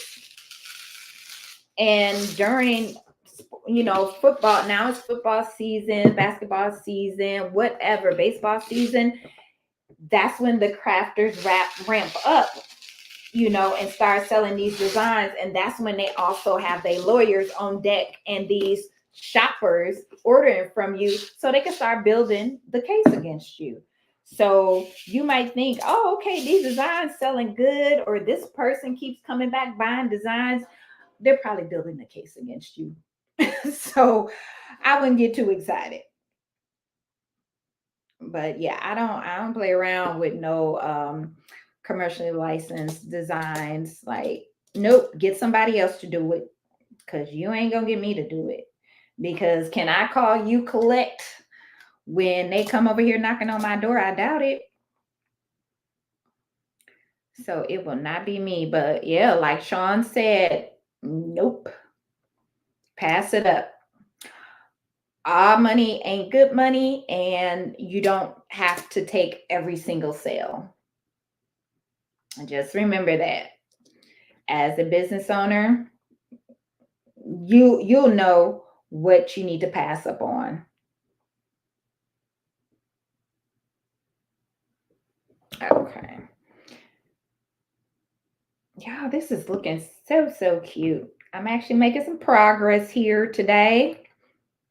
I'm glad I decided to bling this out because it would have still been sitting there for look another 2 months.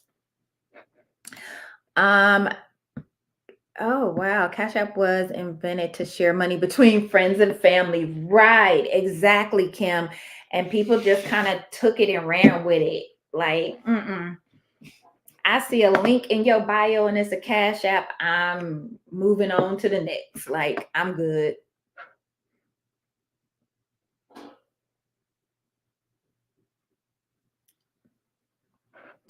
Lynette, hey, thank you. Thank you so much.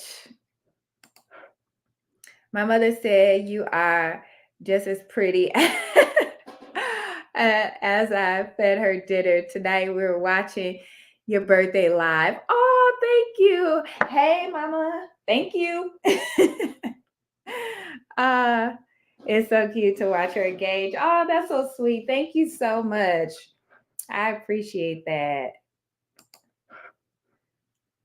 I just heard about PayPal too, holding people's coins and not giving them a reason. Yeah, I did see a couple creators on YouTube talking about that. And even Etsy has kind of, started suspending people's shops or shutting them down. That's why it's important to have multiple places. And it's also important to, even if you're using Etsy to sell, or if you have a shop on Creative Fabrica or these different websites, it's always good to have your own website that you're in control of, that you have that ability to not have to worry. Now, it's good to use these other platforms, but also make sure you're directing them to your website, your social media.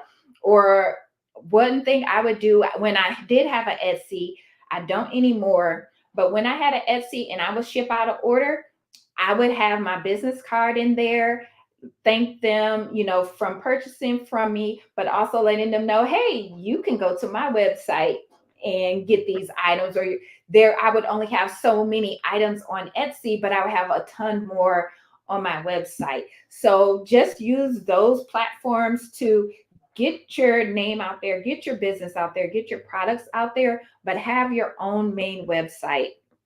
Shopify, Wix, Square. I was going to say GoDaddy, but they're a little pricey. But have your own website. Shopify, Wix are really good. They're basically for those who really don't know how to build a website or don't have tech experience. Use those websites. Have your own website that you can control. Have your own payment processing that you have control over as well, because these companies, that's one thing when I was doing TikTok shop, I did not like about, like, I have to wait 2 weeks after a person receives their order to get my money. And even if you got, the upgrade to accelerated payment, you're still waiting a good 7 days after they've gotten their order. So y'all have too much control over my money, and I ain't like it. Like TikTok, now y'all can't have this much control over my business. And then I didn't have any returns on there, but just to hear the stories about people that have returns, but the person had received the product or it had shipped, and the person reached out to TikTok to cancel the order, they would get a refund without TikTok doing any type of investigation, and you're out that money.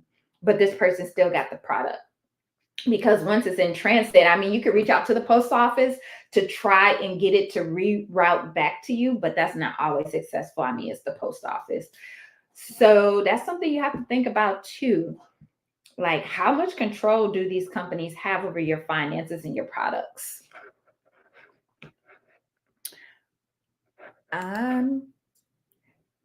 Thank you, Marilyn. Yes, you guys, please hit the like if you're here. Feel free to share, subscribe if you haven't already. I greatly appreciate all of you guys for your support.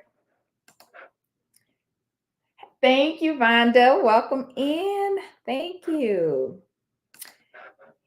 Yeah, I'm turning like, let's see, how old am I going to be this year? That's what my daughter asked me earlier. She was like, so how old are you going to be this year when people ask? Um, I've been in my 30s for about the past 8 years. So I guess I should go ahead and step into the 40s now, you know. So I haven't figured out what my age is going to be yet this year. But that was so funny when my daughter was telling or asking me that earlier. That just popped into my mind. She's like, how are you going to be today? Reading is fundamental. Asking is essential. Exactly. I agree. Sean said, you also have to be careful with Creative Fabrica. I know they have some stuff out there, and you must have a license. With each Greek stuff. Yeah, I saw that somebody said they were doing some AKA designs, and I guess they reached out to them and like, hey, you got to cut that out. You can't sell those. So yeah, the fraternities and sororities, you have to reach out to them directly too. That is so true, Sean. I forgot all about that. Yeah, 100K. So it's like, if you mean to tell me that you're on TikTok Shop and you're selling NFL merch, you should probably have your own website if you have that license, and you should probably be selling that through your own website. Not that you shouldn't be doing it on TikTok Shop, but if you're on TikTok Shop but yet you're paying $100,000 for this license, you should be selling these items in other places, not just this one place, so you can really make a profit, because that's a lot of money to pay for a license to sell these products. Why are you only selling it on this one platform? Like, I'm gonna be posting all over the place if I'm dropping $100,000 to get a license to sell some stuff. Oh, y'all gonna see it all over the place. That's why I'm like, you have to be careful with that stuff.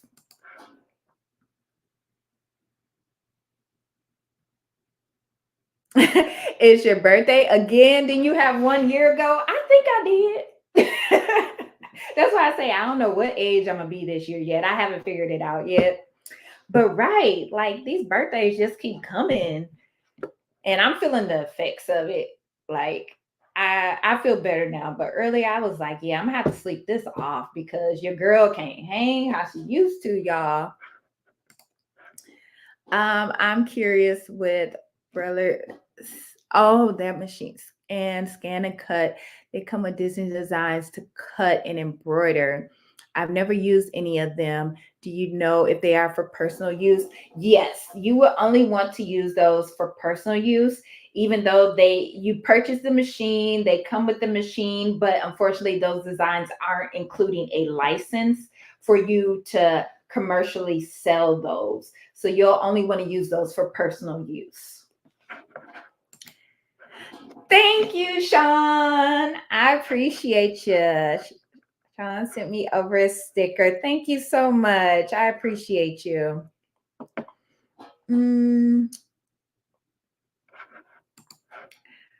Now that Michael's Maker Pay they don't release payment until 14 days after the product has shipped.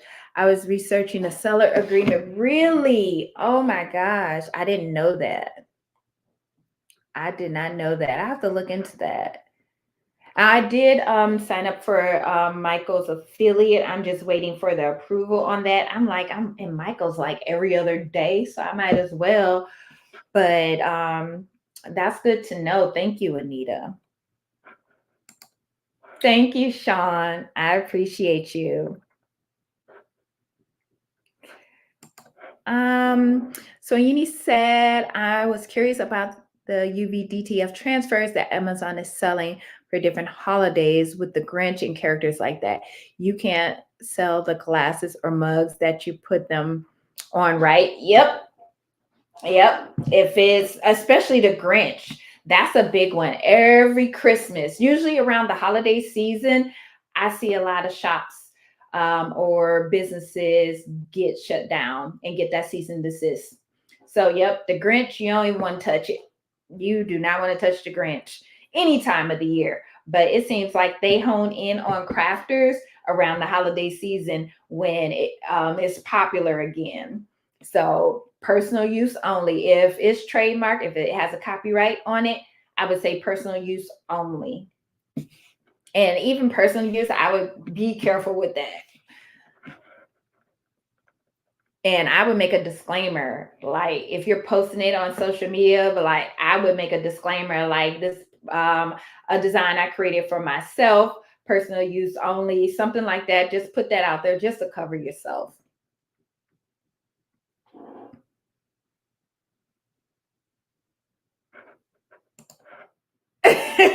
What y'all slip? What y'all sipping? I'm sipping on water.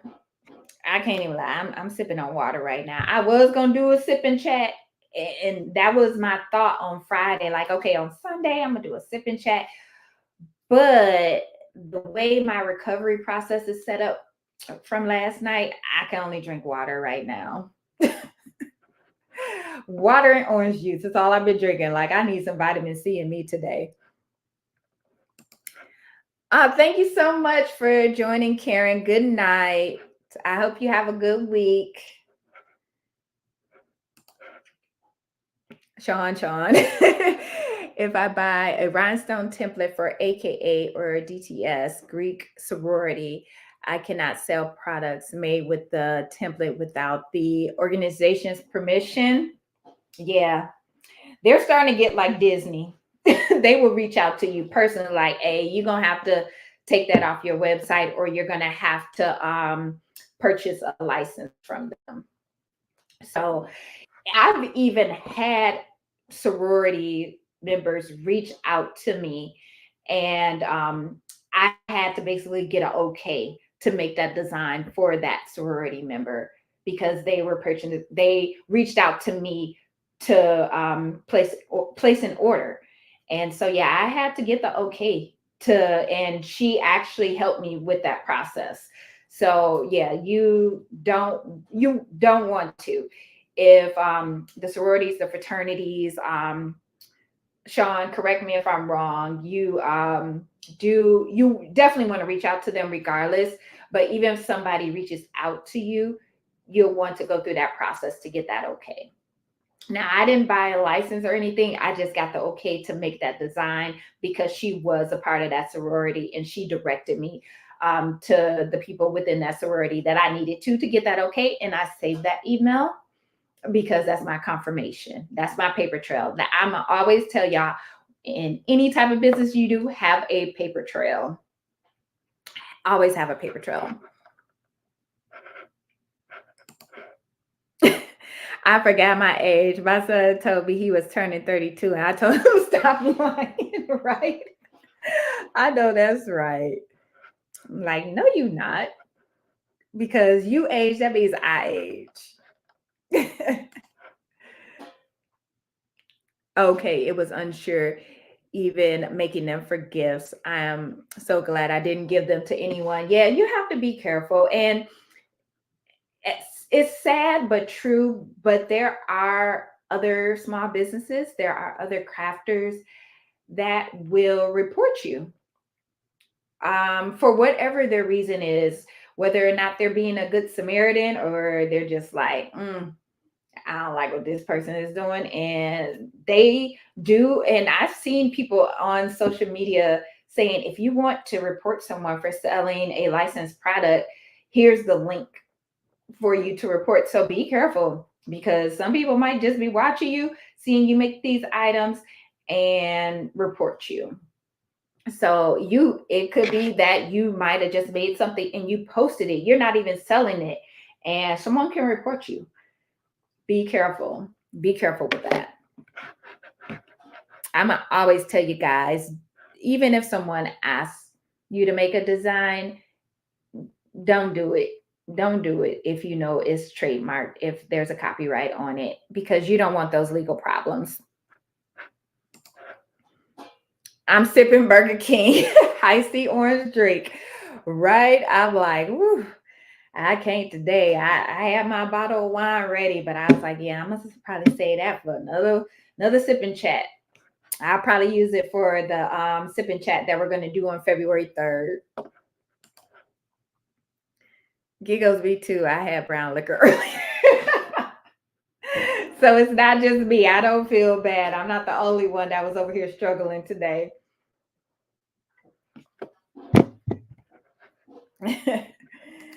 So Yini and Eva said goodnight to Karen. There was never a time that it was okay to sell trademark items. Right, Kim. There's never a time, regardless of who is coming from. I don't care if the owner of the Green Bay Packers came to me and asked me to make him a shirt. Like, I'm gonna be like, how about that commercial license? Like, I don't care if you're the owner. I don't care if it's a player on the team. I'm still not doing it. Y'all ain't gonna trick me. Nope. It's a hard no for me. I enjoy my freedom, being able to do what I want to do. I spend too much on my equipment and my time on my designs for somebody to just come in and confiscate my stuff. So, no, thank you. Yeah, those licenses are expensive. They are expensive. And you have to get one for each company. So it's not like you could just go out and buy one and then think you're good for all these other companies. No, you have to pay for each individual one. So, nope. I only made sorority shoes for my daughter only for her event. That's it. Yeah. Yeah, you have to be careful with that stuff. Oh, okay. I didn't know you were AKA. Okay, Sean.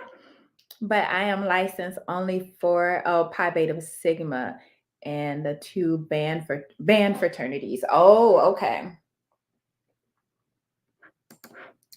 CYA. Eva couldn't have said it better. CYA, for real, for real. Cover yourself. My daughter can tell you now, when she'll come and tell me something, and I'll be like, but do you have proof? And she'll be like, yep, you sent me the text. You taught me well. Like I always tell her, have a paper trail, get an email, get a text message, a voice record, whatever you need to get. Make sure you cover yourself regardless. And that's something that sticks with her to this day. Like she would want to sign a contract for every little thing. But I told her, I said, I'm proud of you. You listen, like cover yourself, especially in business. You need to have that paper trail, y'all. And I will always tell y'all that CYA.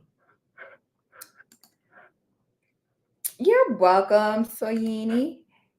Hey, A Porter, thank you. Thank you. Appreciate it. Yes, you have to be careful even making gifts for them. AKA has over 25 trademarked items. So you guys hear it right there. And Sean is an AKA herself. So yeah, be careful with that without that license. Seriously. I know that's right, Evie. Yes. Cover yourself at all costs, regardless of who it is. I don't care who's asking for it. Cover yourself. My daughter and I are exactly 30 years apart. Trust me, she lets me know every year. I'm dreading the big 60 this year, just in total denial. What? Don't dread it. Don't dread it. I'm sure. Well, I'm hoping you have a very blessed 60. Very, very blessed 60. And you are enjoying yourself. Don't dread it. Anyone can use colors, but stay away from the trademarked items. That's a good point. Sean. So yeah, it's not like you can't use pink and green in your design, but yeah, be careful with those trademarked items. So Eni said, you are so right. Excuse me, y'all. I will reach out to my chapter president before making shirts for my, yeah. If you have that connection, definitely. And make sure you get that okay. I know. I'm like, prison orange is not my color, okay? Like, I'm good. I feel you on that. Like, yeah, I would not make it. I don't know, or I end up starting a prison craft program, I guess. Like that would be the only good outcome that I could see. But yeah, prison orange is not my color, y'all. Lynette Martin, I have four couch licenses, and 3 were very expensive and one was not as expensive. They have to prove how you use their logo in your design. Okay. Plus you have to pay royalties for each of them. Oh, that's another good point. Yeah. That is another good point. Those royalties. So you guys have to be careful. And that's why I think a lot of those TikTok shops, money is on hold, because it's like they're probably going to have to pay these companies regardless of, they feel like they're entitled to that money because they made the products, but you made a product that you don't own the rights to. So why do you feel like you deserve that money when you didn't put in that work to create that image? So you have to look at it like that too. AKA sued a TV show because they use their colors. Dang. And like they said, you don't own the colors, you own the designs. Yep. Facts.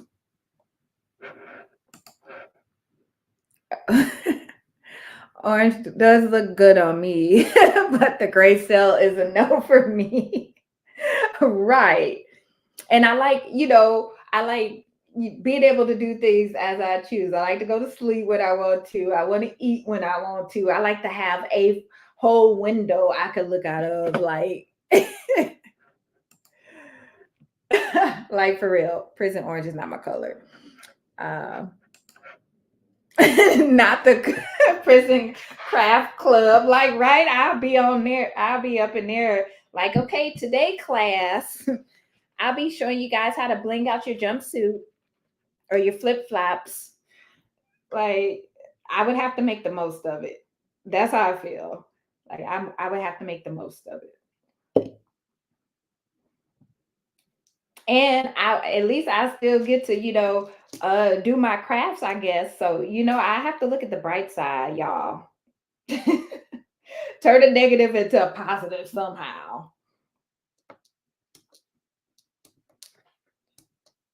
Oh my gosh. I just put this tip on here, but this tip is like garbage. It is.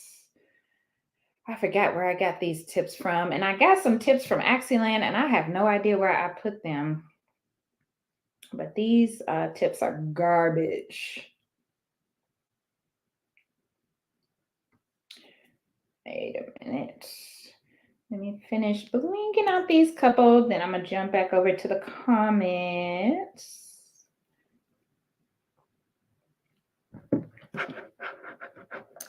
And see what I miss. Hey, I'm biased. Thank you so much. Appreciate you. Angela, yes, being in the military close enough to jail. I can imagine. I can imagine. I have relatives, that were in the military, and yeah, they used to tell me about it, and I'd be like, wow. Well, thank you so much for your service, Angela, as well. But I couldn't do it. I could not do it. And I'm speaking on prison or jail. Like, I couldn't do either. So y'all would never catch me out here using a trademarked or a copyright design, and I won't have that problem. I won't have to invent the prison craft program, so we good, because I turn those orders down immediately. I had someone reach out to me asking them if I can make them a Louis Vuitton rhinestone template. I most certainly cannot. But good luck to you finding somebody that can. I'm sure there's somebody out there that'll do it. But like I say, all money ain't good money. And that person would not come to bail me out. So nope. Like, and if people know, but they just want to make that easy buck. It's like you're gonna have to put in some work. You can't just expect everything to fall in your lap. You got to put in the work. You got to do the research.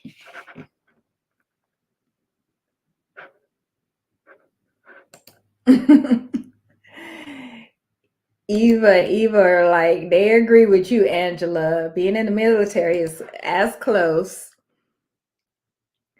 What about the designs you buy from creators on Etsy or other links?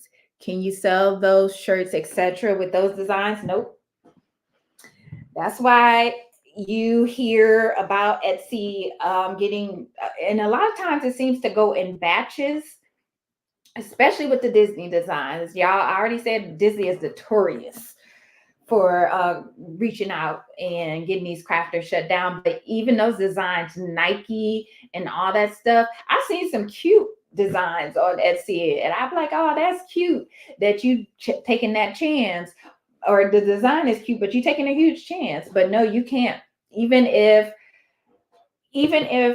that seller is just selling the design and they're not putting it on apparel or anything, and say you purchase that design from them, you sell it, you put it on your website, you post it on social media, you get contacted, you get hit with a cease and desist. They're going to ask you where you got that design from. And this is probably before, might be after they confiscate your computer and your equipment. So they're going to find out where, and then they're going to also go after that person. Now, they're probably going to go after that person and look at their website or their Etsy shop and see, oh, they're not only selling this design, they're also selling these. So yeah, they're probably going to crack down on them a little bit harder, but you will also suffer the legal consequences behind that. So even on Etsy, nope. I haven't seen any on Creative Fabrica, so they probably already know, like, if somebody tries to put a copywritten design on there, that they're going to take it off or they're not going to approve it or whatever the case may be. But on Etsy, even buying it from another seller, they shouldn't be selling those items. So no, even if you're buying it from there, you can't sell it. It'll be the same situation. It'll be all bad for you if you get caught selling that design. That's what Martha Stewart did. She taught sewing and craft classes when she was in prison, right? For real. Hey, I mean, that'll be a way to, I guess, make the time go by or something. But hey, you'll have to make the most of it while you in there.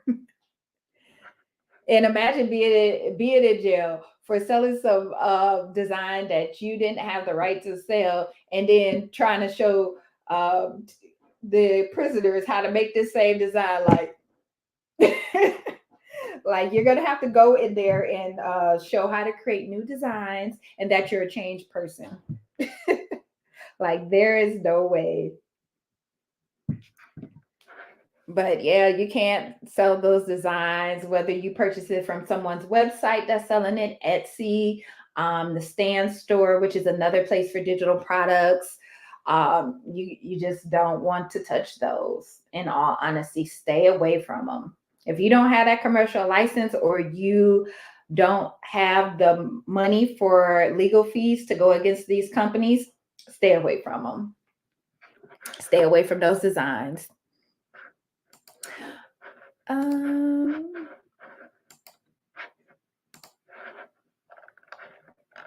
Why won't my...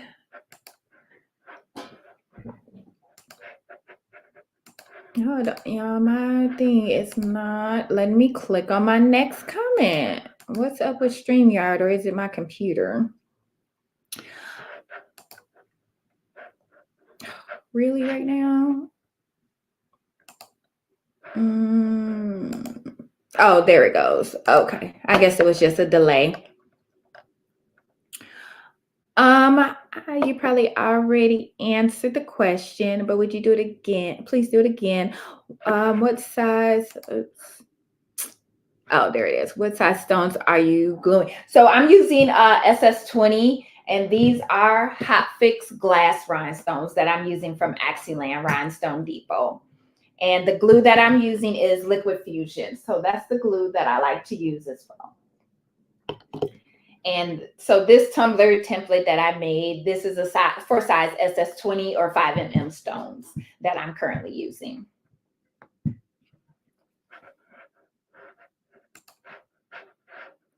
Ambai said it's not worth it. It's not. And it's so many software programs out here that you can use to create your own designs.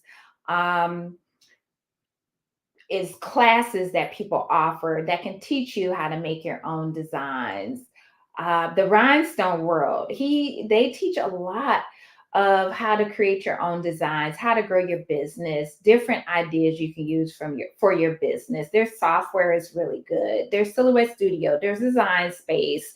You have Hot Fix Error, you have Photoshop, you have, it's so many programs out here that you can use to create your own designs, or you can purchase your designs from someone else. Just make sure you're not purchasing copyrighted designs. Make sure you're not purchasing trademark designs. Just like Ambai said, Sean said, and I'll keep saying it over and over, it is not worth it. It's not worth it. Just think of that money you could be using in legal fees. You could be using to invest into your business, to support another small business, to start your business, or whatever the case is, or get the supplies that you need to create your own items. So yeah, it's not worth it.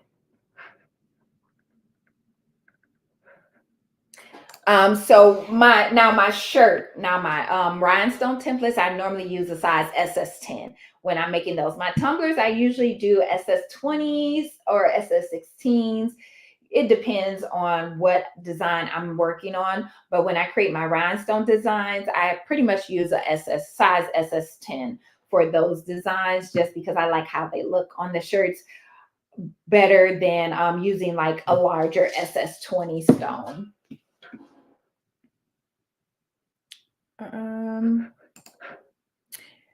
Eva, I am my trademark, Eva Marie. Oh, yeah, trademark your own stuff. You have to, and it is a process. It takes a while. I'm waiting for a couple for mines to be approved. So I'm just waiting, but at least I have them submitted. So if someone tried to come behind me and take those names or whatever, at least my application was submitted first. So I have that working in my favor. But yeah, get your business names, y'all. Get this stuff.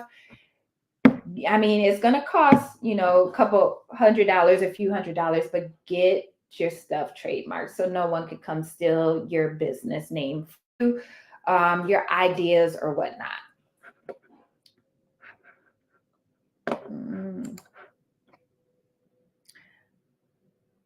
Random people will contact you and you never know who they are. Could be the big people contacting you for an order. Exactly, unbiased. That's exactly what I said earlier. They will send in these shoppers and you would think it's just a repeat customer. Oh, this customer, they're ordering from me again for the third time. They building a case. They building a case against you, especially if they keep ordering particular designs, or if they order the same design in a different color or something like that. They building a case against you. Please believe, and within a few months, you're going to get a cease and desist real fast. Nina, hey, welcome in. You're not late. Welcome to the party. I'm still over here partying. Nah, I'm just playing. I'm still over here recovering from last night. But we still over here. And I said, oh, I'm only going to probably go live for an hour, but we've been having a good conversation just talking about business and best practices, what to do, what not to do, because I would hate to see any of y'all get into any of this kind of trouble and not be able to get yourself out of this trouble or lose your business or end up in a financial bind because of a Nike design, because you decided to sell a princess tumbler or something like that. So, any information that I have that I can share with you guys that will help you, that's what I'm here for. That's why I created my YouTube channel, because I like teaching, I like sharing information and answering questions and helping you guys out wherever I can. Thank you, Nina. Appreciate you.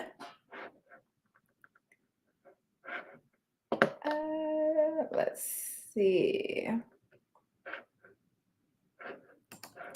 So they said, have a wonderful evening. Oh, Eva, are you leaving? I must have missed it somewhere in the chat. If you're leaving, I hope you have a good evening. You say, hey, I'm biased. Oh, Eva, you're still here. I thought you was leaving.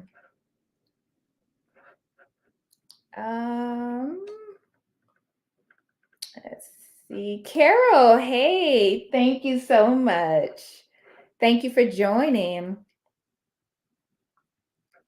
Let's see. What a miss. Hey, CJ, welcome in. Thank you. Thank you all so much for the birthday wishes. I truly appreciate it. You guys are great. Y'all are amazing. Marina, what if you have purchased a questionable design, but they only use them but only have used them as personal use? I don't have a business and never sold anything. I would still be careful even if, like, say you take a picture, you're out somewhere and you take a picture and you have that design on and a company sees that, you could, catch the repercussions from that. So just be careful, even when it's for personal use. Like I was talking about the fabric at Joann's earlier. When you go into that section, it says, commercial items or commercial fabric or whatever it says, but it has the word commercial up there. That's for personal use only. You can buy a boat of a certain team's fabric, but you can only use it for personal use. So just be careful if that's the case. If you're purchasing it from the store, I mean, Joann's has the license, but you can only use it for personal use. So just be careful if it's a design that's for personal use, even if you're not selling it, because even if you're caught wearing it, you could be questioned, about where that item came from, who made it, did you make it? So just be careful, even with it as a personal use item, because some of these companies just do not play about their designs. Disney does not play. Who else? I know Disney does not play.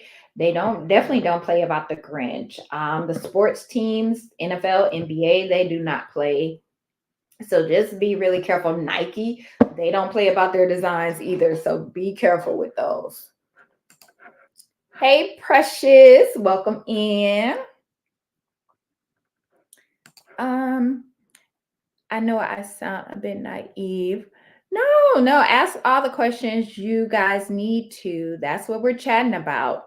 And we have a lot of business owners in here, a lot of crafters in here that's giving good advice also. So ask all you need. I have looked so much of this up, but I see so many doing. Yeah, you're going to see it. You're going to see it. Even after all those shops got shut down on TikTok, after a lot of Etsy shops got shut down, you still seen other crafters making these items. And I'm like, y'all didn't see what just happened to them?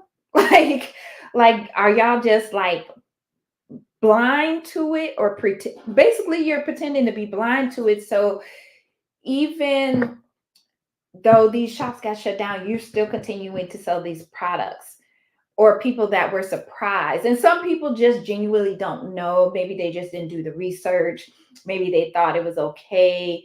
They just are getting into crafts or whatever the case may be. But you can, just know if it's a big company out here, just know it's copywritten, it's trademarked. Like, you can't use that design. But sometimes you might not be sure. There's some slogans that other crafters have trademarked. What was it? I think Gold Digger, not gold, but gold, GOAL digger.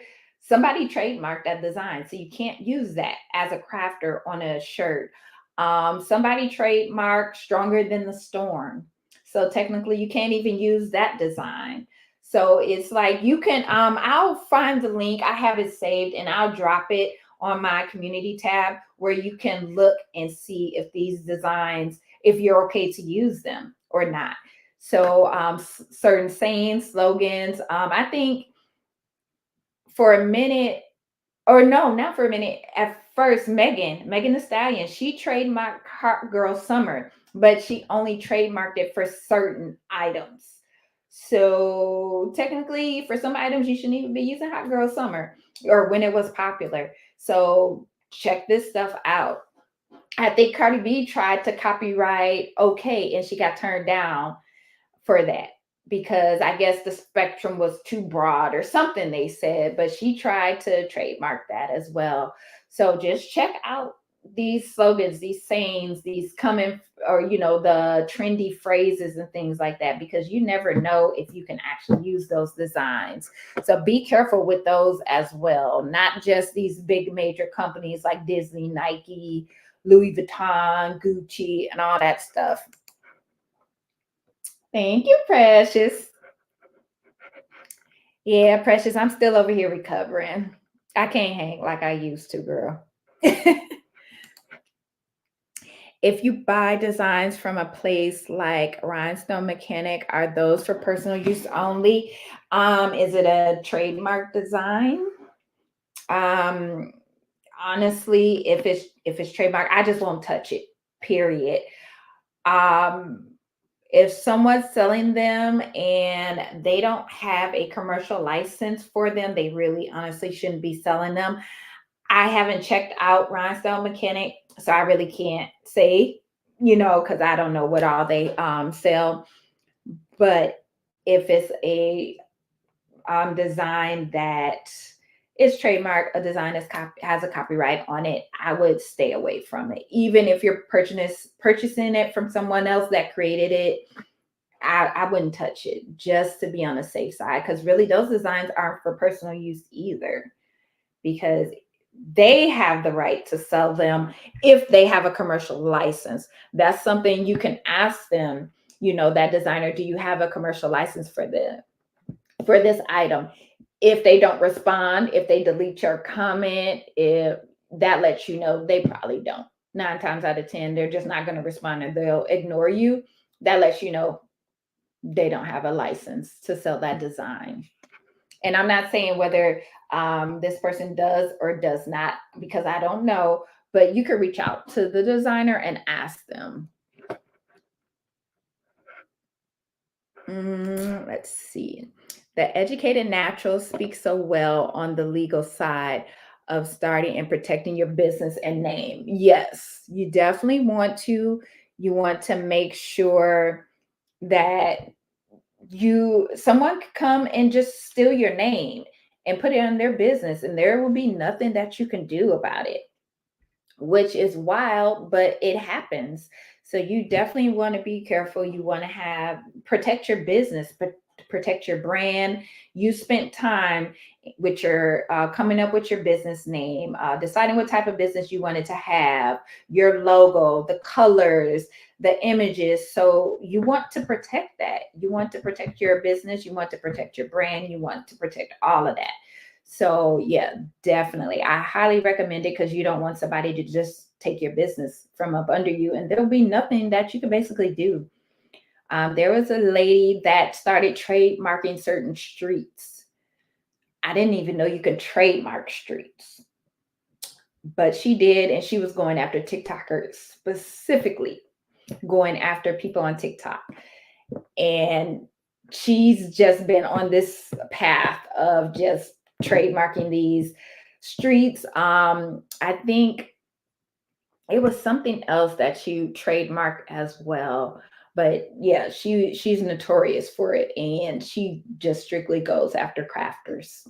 And I guess she's made a business out of it. She's just going around suing people for using these designs. And I'm like, that is wild. Kristax, yes, Kristax is a rhinestone. Those, let me grab a bag for you. One sec.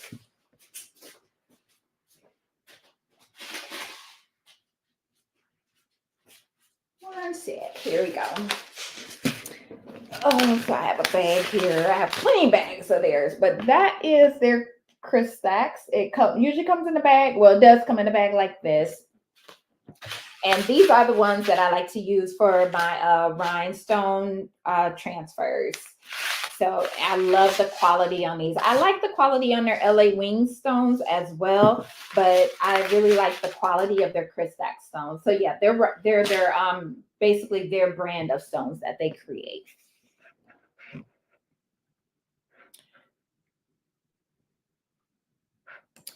Rhinestone Mechanic allows you to sell the designs. I do believe. Okay. So that might be the answer to the question that was asked. I think Soyini asked that. Hi, Greg. Thank you. Thanks for coming in tonight. Thank you for all of your information. Of course. Of course. You guys know me. If you ask me a question, I definitely try to give you the answer, or I'll direct you to someone or someplace that can if I don't have the answer for you.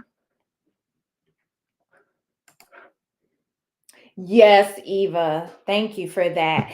We are all naive. It's called learning. Yes, yes, that is so true. And we're all, as crafters, as business owners, we're all going to continue to learn and grow over time. So, yeah, it's just, us crafters in here sharing this information, which is going to be helpful to you if you're looking at starting a business. Even for those that might be already in business, some of these tips you may not have known.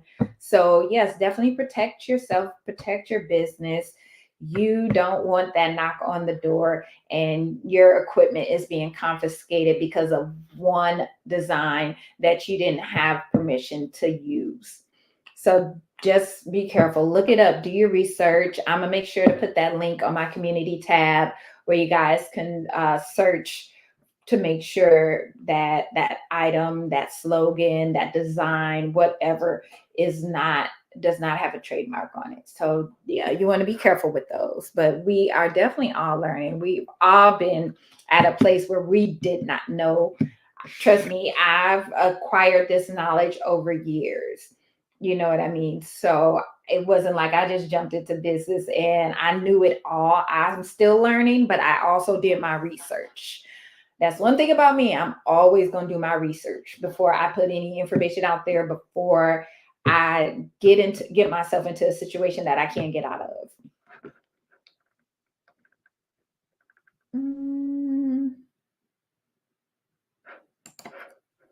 At Soyini, so many people are just ignoring it and don't care. Unfortunately, that is the risk they are taking. Exactly. They just act like they don't see it happening or know that is wrong or that is not technically not legal, because you're using these people's designs without buying a commercial license to use that design. So you're basically stealing their design from them that they created and that they have trademarked. So yeah, you're taking a huge risk. Like I say, if you don't have the money for a commercial license, then you're probably not going to have the money to go up against those corporate attorneys that they have, and they have them on speed dial.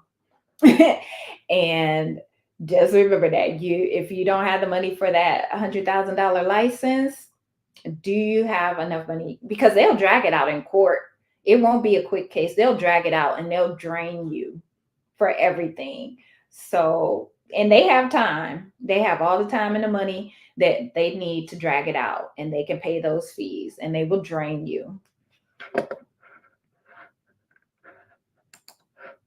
Thank you for thanks to Sean, Unbiased, Eva, everybody that's just been responding with their experience, what they've learned, and just dropping some gems for us.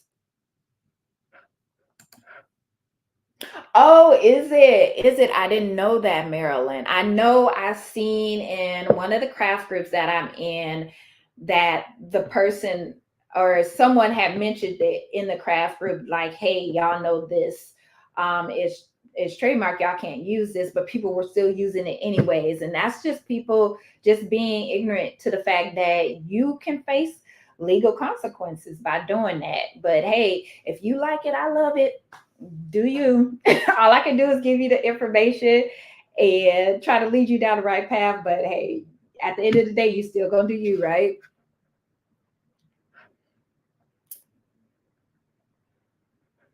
Oh, Anita. I didn't know that. See, there's another one that's trademarked. Yeah, so you guys have to be careful. You have to be careful. Just think about all the money as crafters, as business owners, that these machines aren't cheap. These softwares that we're purchasing, they're not cheap. This stuff isn't cheap. And just think, do you want all that to be taken away from you? I wouldn't, because I know I spend too much, especially on rhinestones. Um, yeah, I wouldn't want that to be taken away from me, because all the money I've invested, all the time that I spend, and I put too much work into what I do. So couldn't be me. Couldn't be me. Now I'm always gonna double check just to make sure. Yes, thank you, everybody that's in here giving the information and dropping gems. Because some of us are, might be new to the business, you might be new to the crafting world, or you're looking at getting started, wherever the case may be, or you might be years in and you just weren't aware. I get it. I get it. The Lips With Drip is trademarked by a rock group. Wow. See? Certain things you just have to be careful with. And sometimes, you might not know, but there's resources out there, websites you can go to, type in that information, and it'll let you know yay or nay. Like, yep, this is trademark. Nope, this isn't. You're good. Or nothing comes up, or they'll say no results found. You're good. You know what I mean? So just use those resources. Do your research. You don't want to get that knock on the door. You don't want to get that cease and desist. And some companies, they'll just hit you with the cease and desist, like, you got to take this down or else. Some companies will hit you with that cease and desist, and then you're going to get served with papers. So it could go either way, depending on how the company, I guess, depending on how that person is feeling that day. They might just send them a cease and desist and make them stop selling it. Okay, it is what it is. The trademark items I've seen are really big at craft fairs too. And I feel that is wild. And I do craft fairs here in Vegas all the time. And I always see Raiders, Vegas Golden Knights, which is the hockey team, and the Aces, which is the women's basketball team. And I'm just like, what if one of the executives, one of the players, or something like that, one of their family members is at this craft show and they buy this merch? Or who knows? You never know who you're selling to. Whether you have a storefront or you're online, you don't know who you're selling to. So you have to be careful. You might think you're getting away with it because it's a craft show. No, they shouldn't be selling that stuff there either. The owners or whoever is hosting that craft event, they can also get in trouble for allowing you to sell that stuff at their craft fair. So you have to be careful, even at craft fairs, selling that stuff. And I see it all the time, every single time. Disney, sports teams, all of it. these luxury brands, and I'm just like, I just be sitting there at my little booth, like, like y'all don't even know what can happen to y'all, or maybe you do and just don't care. But if you got it like that for those legal fees, do you? Marilyn, I think it's Grave Digger. My grandson has that one. Oh, okay. Yeah, I've heard about Grave Digger, but definitely heard about the Gold Digger one.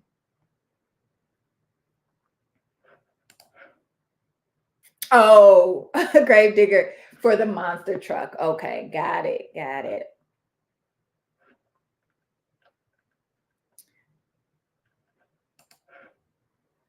Oh, he makes his own designs. Okay. I'm gonna have to check him out. I've heard that name before, but I've never is he on YouTube or is just a website? I'm gonna check it out because I've heard the name a few times. So I'm definitely check him out. I make LV keychains with real LV material. I can only say LV inspired design, not LV. Even with that, Eva, even if you're saying inspired, people were doing that with the Stanley cups, and because they were getting them overseas, and they were saying Stanley inspired, and they also got that cease and desist. So even with the inspired products, it's technically still stealing their design, even with inspired. So be very careful, friend, with that one, because I definitely wouldn't want to see you get in trouble.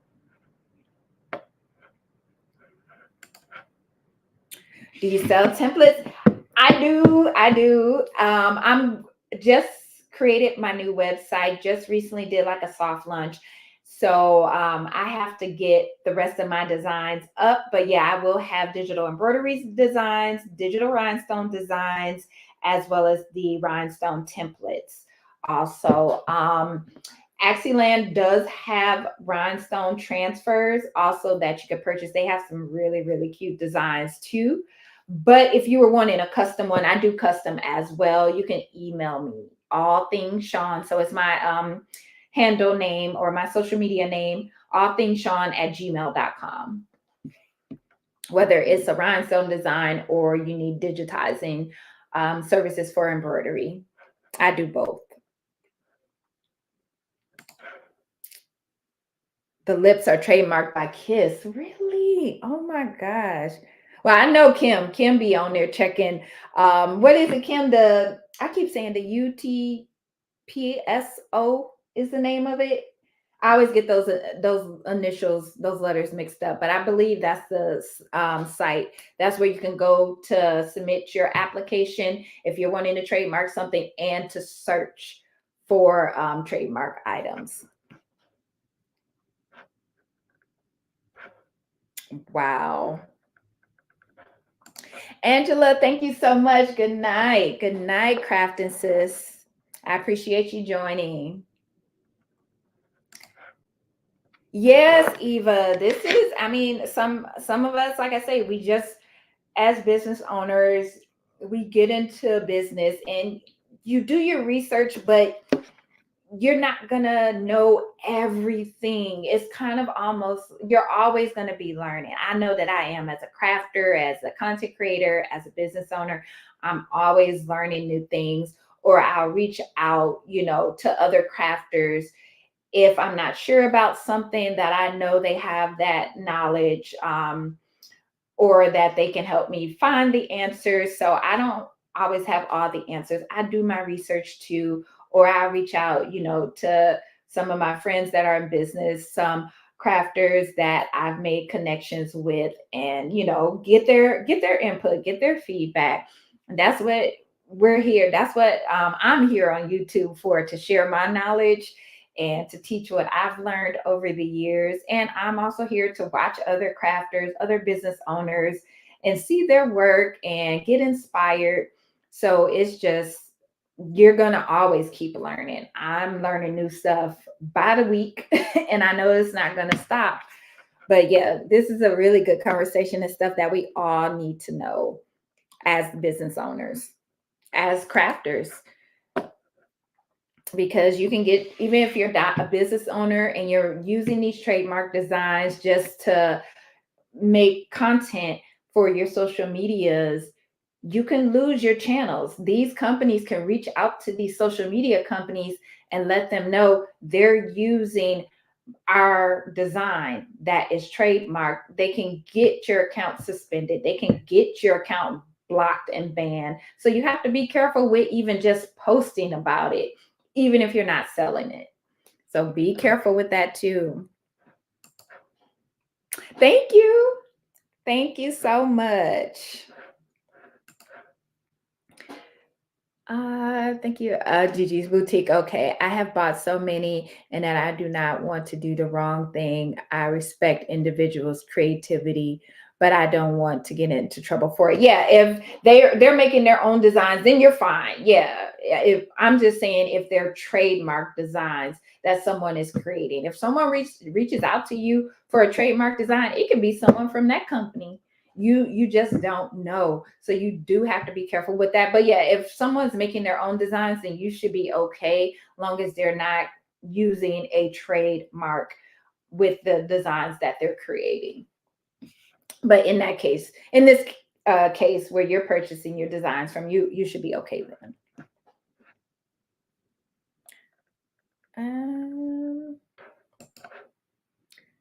The law requires that they send a cease and desist first. Exactly. Exactly. And if they see that you're cooperating, you're getting rid of this stuff, but guess what? Now you're on their radar. So they're going to be watching. They're going to be waiting for you to slip up. Like, okay, well, they took everything. They took all their postings down. They took all their, whatever videos or content or whatever down. Okay, cool. But they're still going to be monitoring you.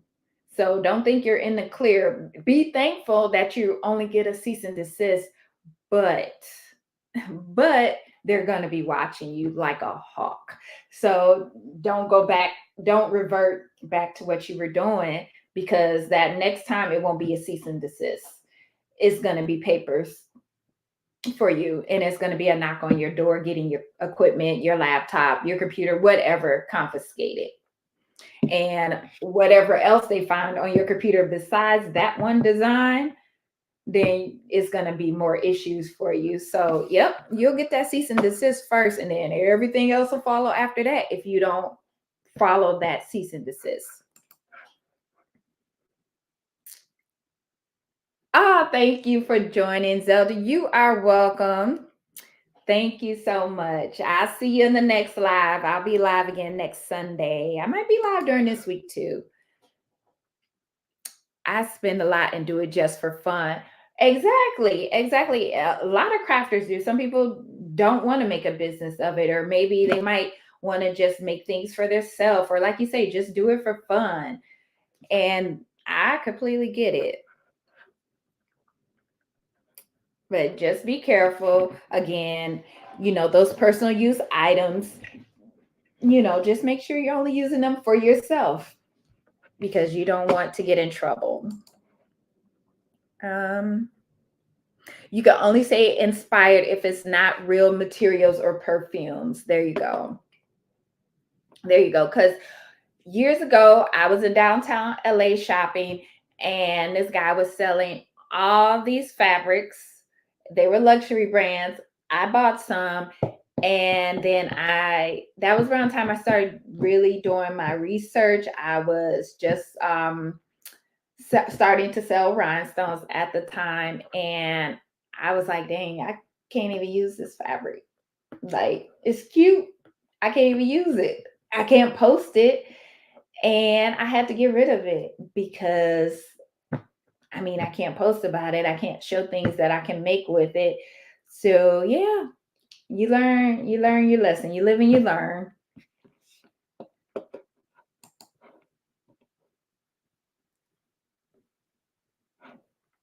Have a good night. See you next time, Zelda. Unbiased said facts. Yeah. Okay. Thanks, Kim. Oh, it is USPTO. I always get those letters mixed up. But Kim put the link in the chat, you guys. That's where you can search for trademarks, or that's also, you can go on that website and you can submit an application if you're needing to trademark whatever. Thanks, Kim.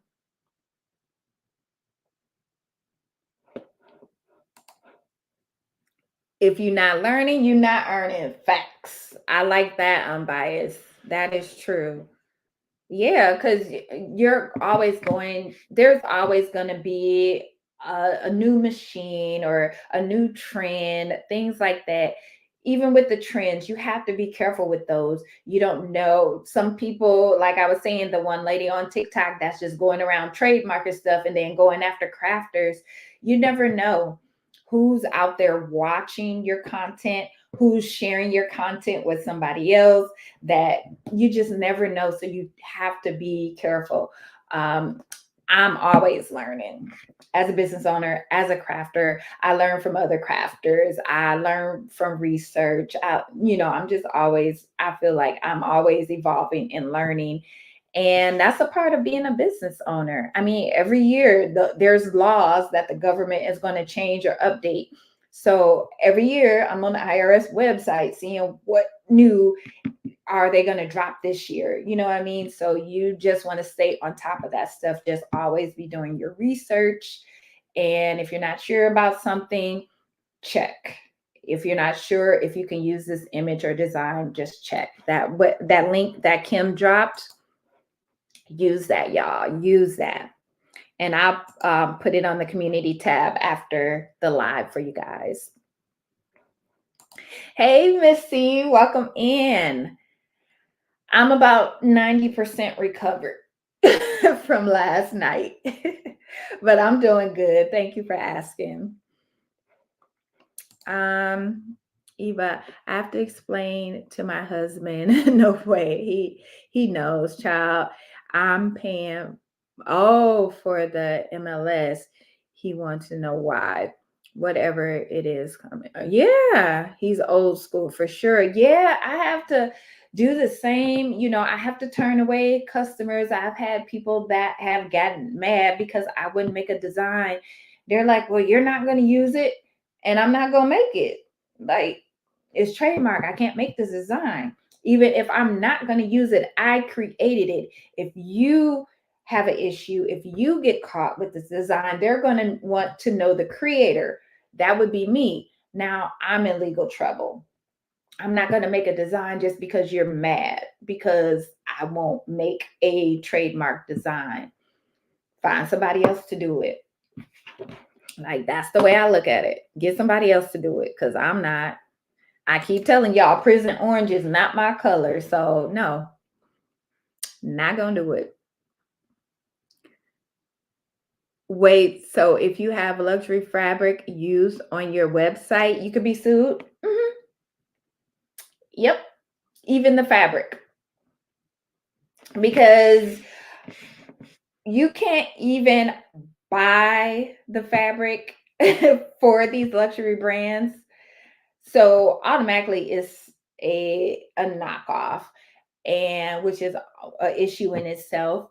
And then now, again, going back to Joann's, you can buy that fabric, but it's a personal use. Even with the luxury brands, they don't even sell, they're not selling their fabric. So you can't sell that stuff. You can't sell that stuff on your website. You can't make that stuff to sell, to make money off of it, because you'll be making money off of a design that's not yours. So it's basically a stolen design at that point.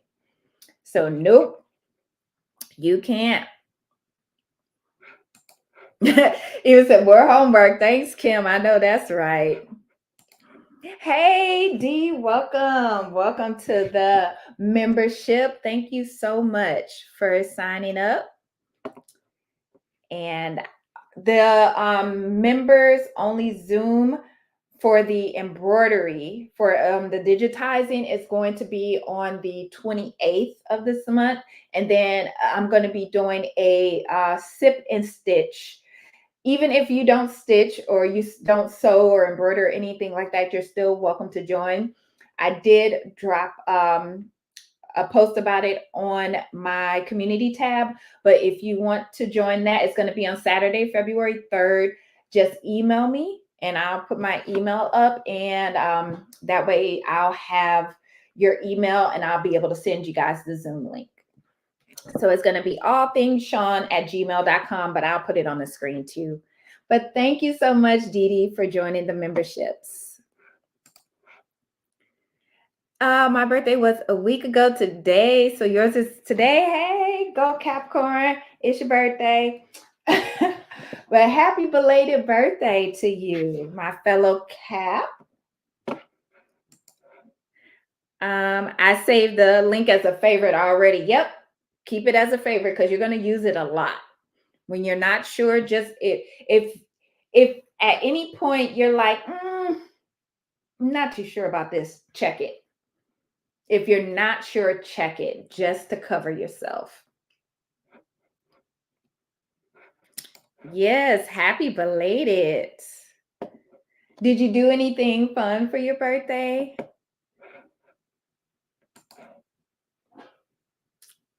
Oh, I didn't make money. I just made sneakers and posted it. That's kind of hit or miss. Even if you didn't make money, but were the sneakers for you? Were they for somebody else? Just if it's trademark, I would just stay away from it altogether. If it's a personal use item, then you're okay. But again, you have to be careful with creating a trademark item and posting it. Even if you're not selling it, you can still get in trouble for that. So just be careful. What's your website? Let me put it up for you. So it's wait, nope, that's my email. So it's patchedembroidery.com. That's my website there.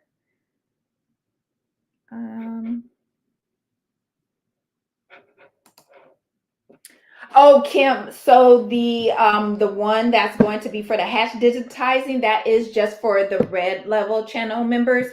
But the sip and stitch is just gonna be that's gonna be a Zoom, just us chatting and working on whatever projects we're working on and sipping while we're working. So that's separate from the channel memberships. But the live for the hatch digitizing that that I'm going to be doing for the month of January is going to be for the red channel members only. So with the red level membership, you'll get access to that free design as well as the monthly Zoom classes that I'll be doing. And every month it'll be a different Zoom class that I'll be doing. So I'll switch it up each month. I'll usually do a poll just to kind of get a feel for what people are wanting to do. And then I'll switch it up every month for the red level channel memberships.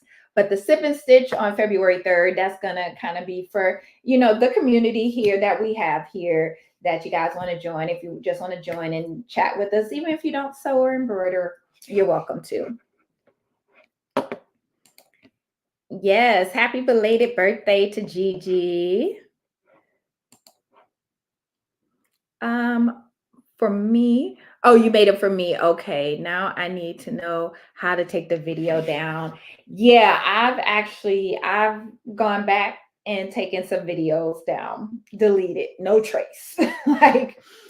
Because again, I was a new crafter at one point in time and I thought certain things were okay. As soon as I found out, I removed all traces of me ever, doing that because I didn't know any better. And I learned.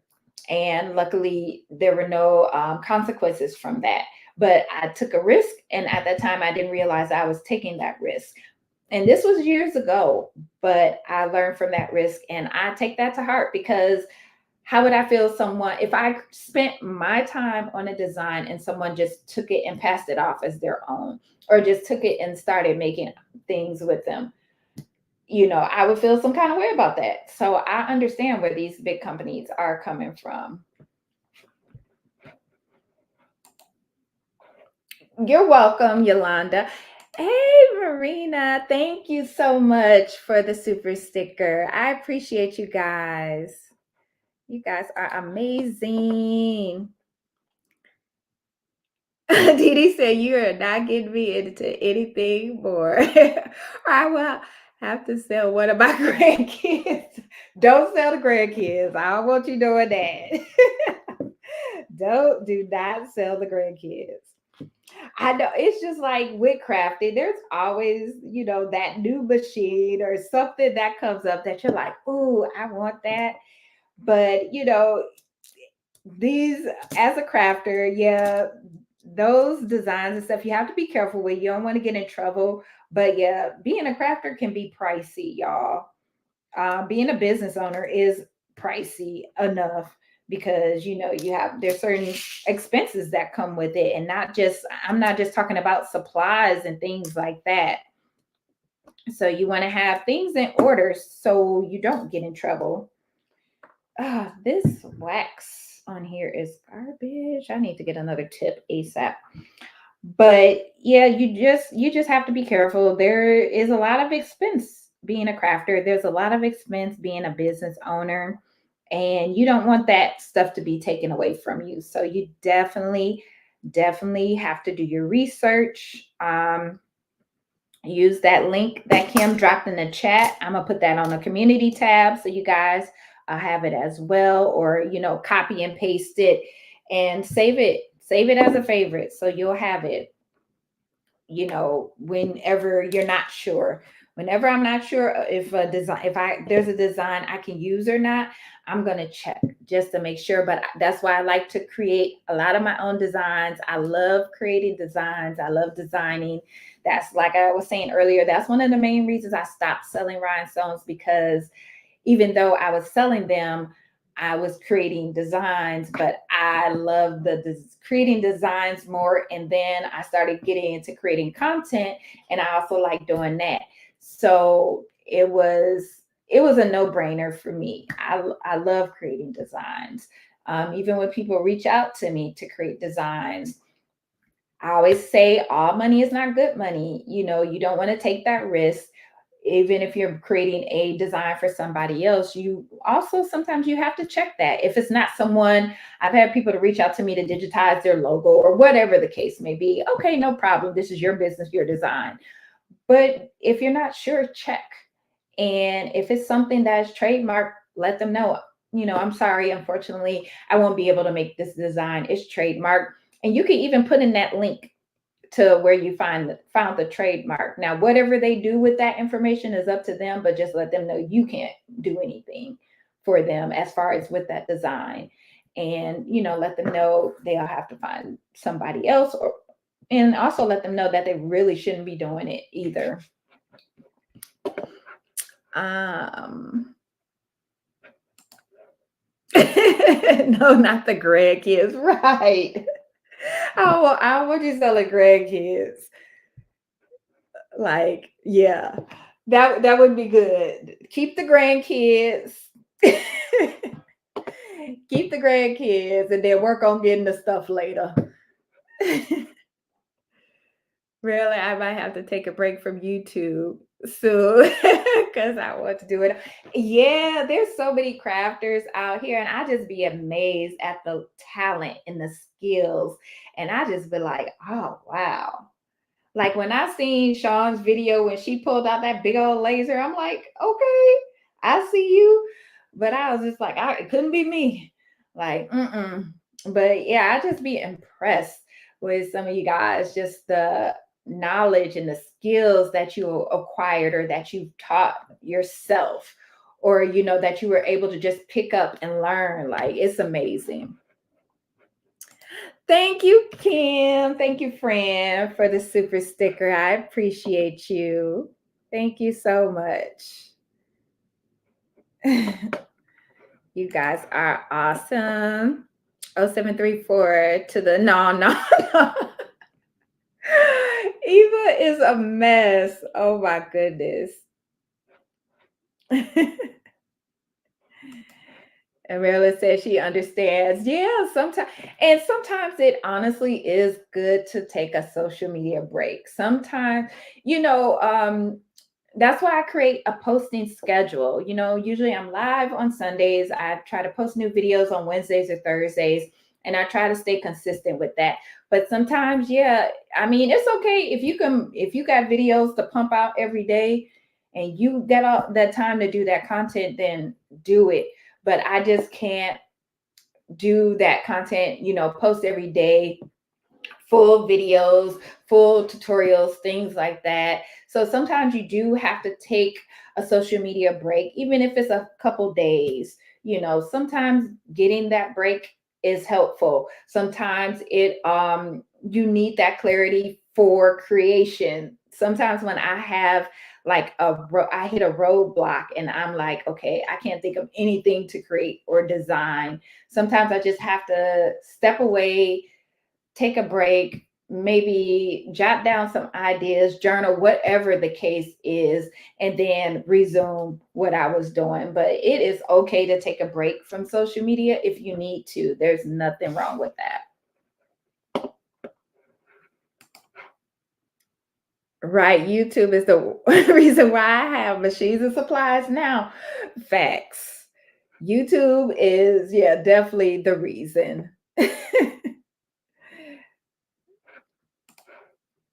Well, I'm amazed by you as well. Oh, thank you, Miss C. Thank you so much.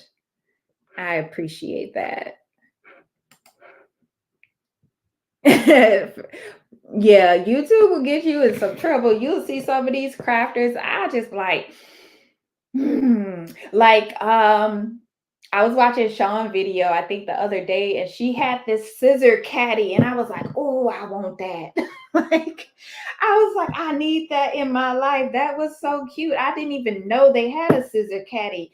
And it was like, I learned so much from a lot of you guys. And I'm just like, it's amazing how we can share the knowledge that we've learned with each other, teach others how to do things, stuff like that. It's so helpful. But I was like, yeah, I'm getting that scissor caddy. Y'all, that was nice. I like rhinestones, but it's a lot to make and to buy. The templates are so much. Yeah, I mean, I love rhinestones. It is a lot because you have to buy the flock, but buy things in bulk. And that way, when you're buying in bulk, you're saving money and it lasts longer than just buying, a few items at a time. So buy your flock in bulk, buy your hot fix tape in bulk, buy your rhinestones in bulk. Buy those things in bulk and you'll save money. That's my suggestion for you. Now, don't go selling a grandkid to buy your flock, but buy in bulk.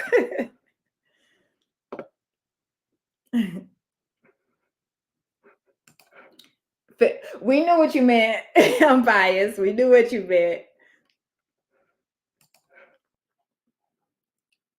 Oh, and don't watch Home Shopping Network. The days they have oh my gosh, yes, the craft machines, they get me too. That is facts right there. I have to stay off of there. I downloaded the app. I had to delete the app because I was doing the most.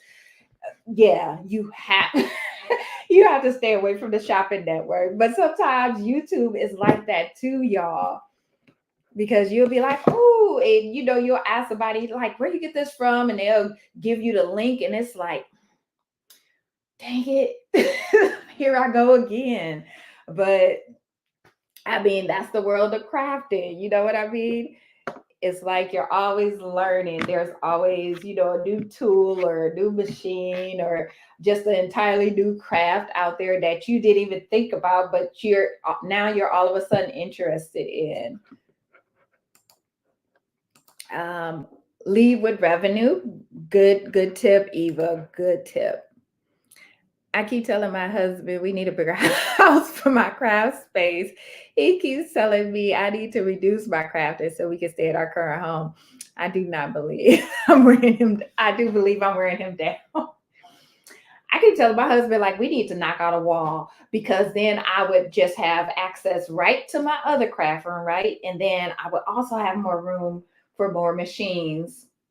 which could be good or bad. But I'm like, yeah, we just need to take this whole wall down and I will be good, at least for the time being. But I feel you on that one. For real, for real. um, yeah, I found out Home Depot sells craft machines. Yeah, did you see they got that 16 by 20 heat press? And so that's my husband's spot. He's like the Home Depot guru. And I'm like, yeah, I'll go with you. You want to go to Home Depot? Mm-hmm. Sure do. To look at that new heat press. And he like, I knew it was a reason. Yep. Because usually I'm like, nah, I'm good. I'll wait till you get back. You go ahead. But now I'm like, yeah, I'll ride with you. You just you just want what you want, right? Ain't nothing wrong with that. um no, I didn't know. Oh, I shouldn't even said anything. My bad, my bad. But yeah, they have heat presses now. That 16 by 20 is looking real good, y'all. It's looking real good. Are you? Yeah, I'll be there. We're gonna leave after we get off of work on Friday, so we're gonna leave like early afternoon Friday, and then we'll come back Sunday night. But I'm not going to the Impressions Expo until Saturday. So I'll be there like that Saturday afternoon because I also need to run to downtown LA to Axiland, and then I need to get some fabric. And this time, I promise y'all, while I'm downtown, I'll go live because I know some of y'all wanted to see what the garment district looks like. So I'll go live while I'm there and while I'm shopping for fabric and all that stuff because they have like, a certain section where they have rhinestones. They have a certain section where they have fabric. They have the t-shirt vendors, the hat vendors, different stuff like that. So I'll go live to show you guys what it looks like while I'm down there. Or you can just get rid of the husband. Kim, you so wrong for that. Like, I always feel like I need a craft house and then I need just our house. But I feel you on that one. Kim, like, just throw the whole husband away for the craft supplies. I mean, it's not the grandkids, right?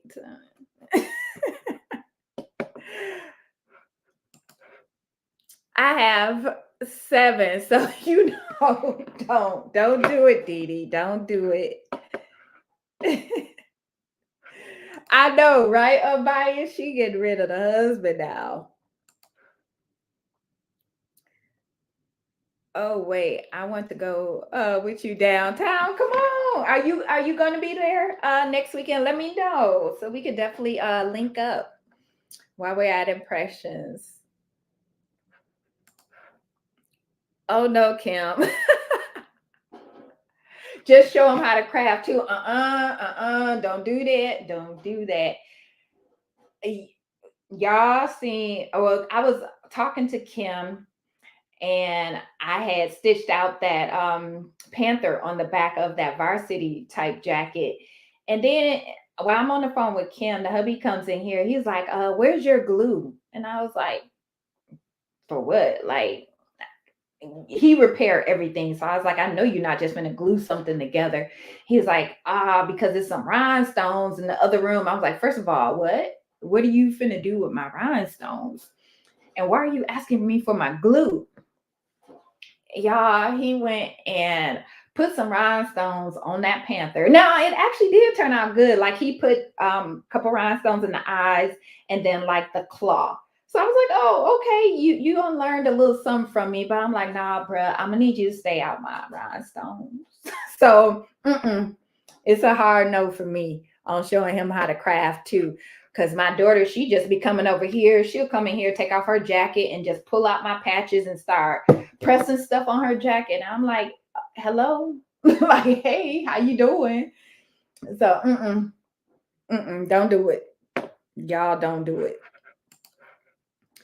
At Making with Maryland, every time you do a laser show, he, he knows what that's up next. I just purchased a multi-needle, so getting kind of crowded in my space. Yes. And that's what I've been researching. And that's one thing I'm looking forward to next week at Impressions is so I can actually see these machines in action, talk to the vendors, and kind of really narrow down the top three that I've narrowed it down to because they're going to be there. And so I can actually see them in action, and hopefully get a demo and things like that. And then I can make my final decision. But yeah, I feel you on that, friend. I like the idea of a craft house. See, that's what I'm saying. I've been trying to get me a she shed, but I'm just like, okay, it'll be cool like right now, but our summers out here in Vegas is just like I would have to have a full AC unit hooked up to that joint because ain't no way I would be able to survive in there in these summers. It'd be like 113 out here. And then it gets to a point where it's just constantly 100. You go to sleep, it's 100 degrees. You wake up, it's 100 degrees. So I don't know how that would work out.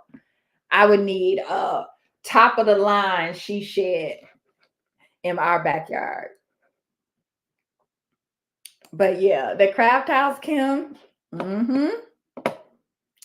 Oh no, not Home Depot. Yes, Home Depot too. They starting to get in and get these money. They know us crafters, we drop change for these machines, for our equipment. And these companies are seeing that and they're starting to carry these machines so they can get in on that bag too, because they know we will drop money, no questions asked.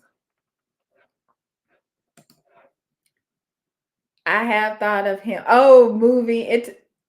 You want to move the husband into the she shed or the he shed, or are you talking about your crafts? Like you gonna keep the house and put him in the shed?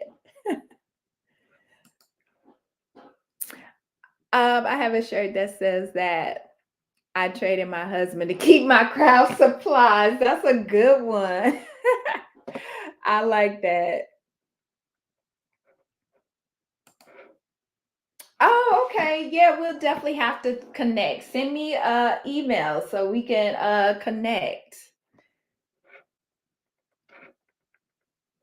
I'll put my email up, but it's my same as my screen or my social media handle at all things Sean at gmail.com. Let me put that up there. There we go. Um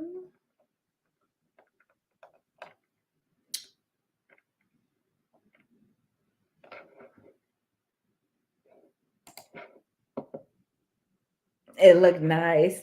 Yeah, Kim, it did turn out nice. That's I was like, okay. So I guess when I've been showing him stuff, or anytime I'm in here, usually he'll come in here and start messing with stuff. I'm like, first of all, you don't want to come in here messing with me because I can there's a lot of stuff I can do to you in here. Like, don't come in here messing with my stuff because I got a heat press.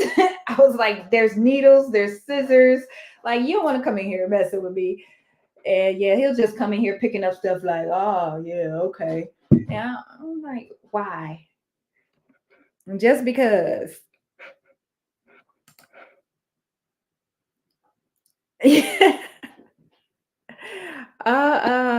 Now he making pins.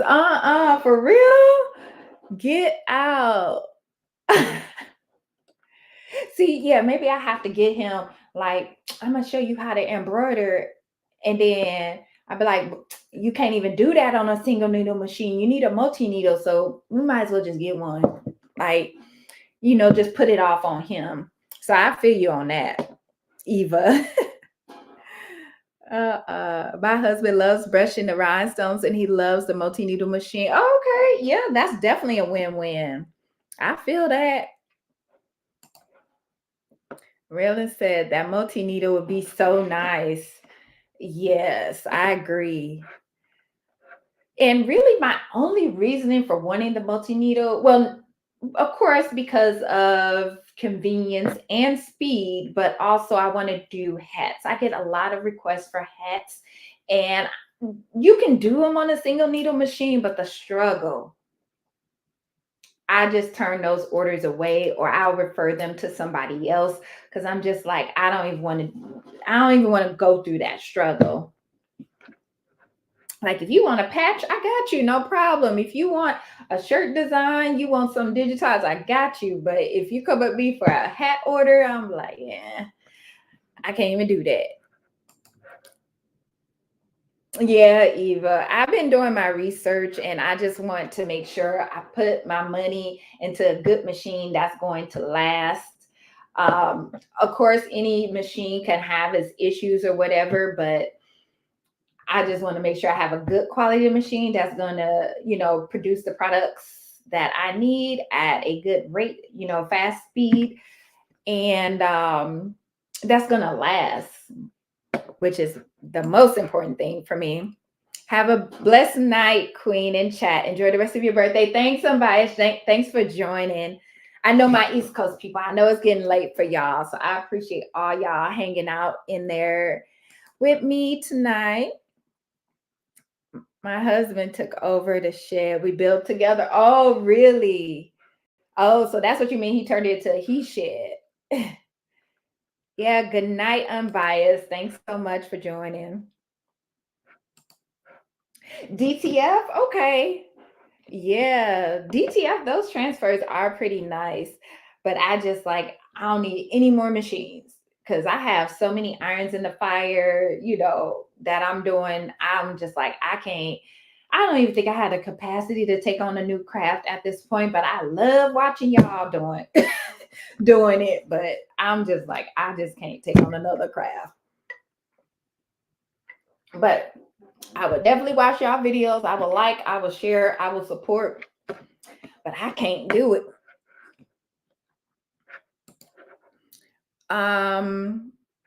Oh, they have the Cricut brother scan and cut and the heat press. Oh, I didn't know about the brother scan and cut. So now that gives me another reason to go to Home Depot with the hubby next time. What day are you going downtown? I'm gonna go Saturday morning. So I'm gonna go down there Saturday morning. Most of the shops in the garment district usually open around 9-ish. I would say about 8 or 9-ish. And I'll make my rounds and grab my fabric and stuff like that. And then as I'm heading back to the car, that's when I'll probably stop at Axiland.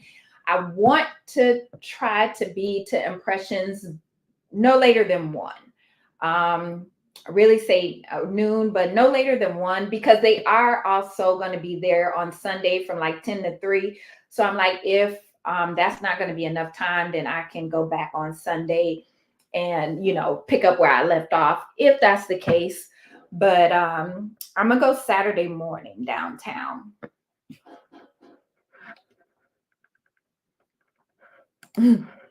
So you need to say, Eva Marina, that is great. Let him see the hats on the multi-needle. Yes, Sean, that's what I was thinking too, because he had asked me to make him a hat. And I was like, I can try with this machine. I have my little hat, little hoop thing. And that, y'all, no bueno. I was like, that was a whole mess. So, I tried some other little methods. It kind of worked out using the sticky stabilizer and placing your hat on there, but it's just like so much work with lining it up. But that is a good idea. I thought about that too. So hopefully while we're there Saturday, he could see it. I'm like, see, look how easy that would be. And talk a bit to it. But yes, I feel you on that one. That's gonna be my angle too. Good night, Gigi. Thanks so much for joining. And happy belated birthday to you again. Hey, Greg. Thanks so much for joining tonight. Good night to you. I hope you have a good week too. Thanks so much. I just purchased a Juki sewing machine yesterday. I have a UV printer on my list for this year to go with my acrylic. See, my to-do list for this year is just that multi-needle. And maybe another heat press. I'm looking over here at my heat press, but my heat press has been ride or die with me, no issues. But I am thinking about another press and my multi-needle machine. Those are on my list this year.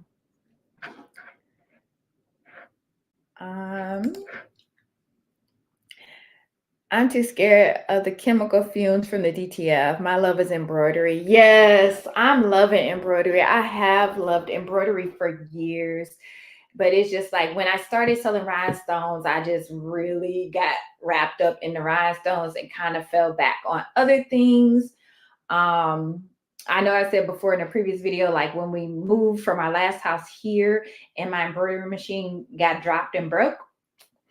I mean, I was paid for it, but I was just like, I was doing other things and I didn't get me another embroidery machine right away. And then, you kind of get that itch where you're missing doing something that you love to do, right? So I folded. I ended up buying not one, but four. Actually, machines. I brought the PE 535 and then I had the PE 800. Now I have the PE 900, and then I have my Viking, my designer Diamond Royal.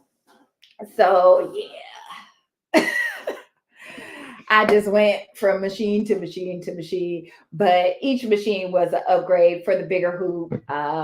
My Viking is a beast. The speed is amazing compared to my brother, but I also love the brother's automatic needle threader compared to my Viking. So they have their pros and their cons. But the machines I have now, I do love. It is huge. They have all the space in the convention center. It took me 3 days. Dang. Now I'm thinking, should I? Well, see, Axiland is closed on Sundays. Actually, most of the garment district is closed on Sundays, now that I think about it. So yeah, I might have to do, because Sunday or Friday we'll get there too late and it'll pretty much be closed and the garment district will be closed.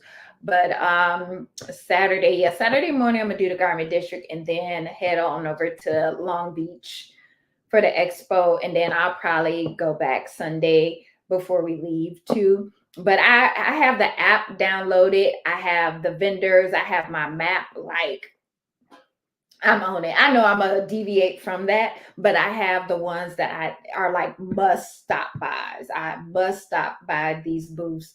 So I have those all mapped out.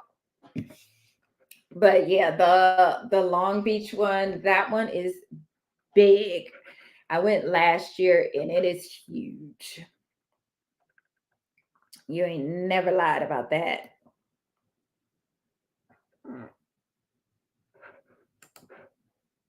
Oh, usually running all hats. Okay.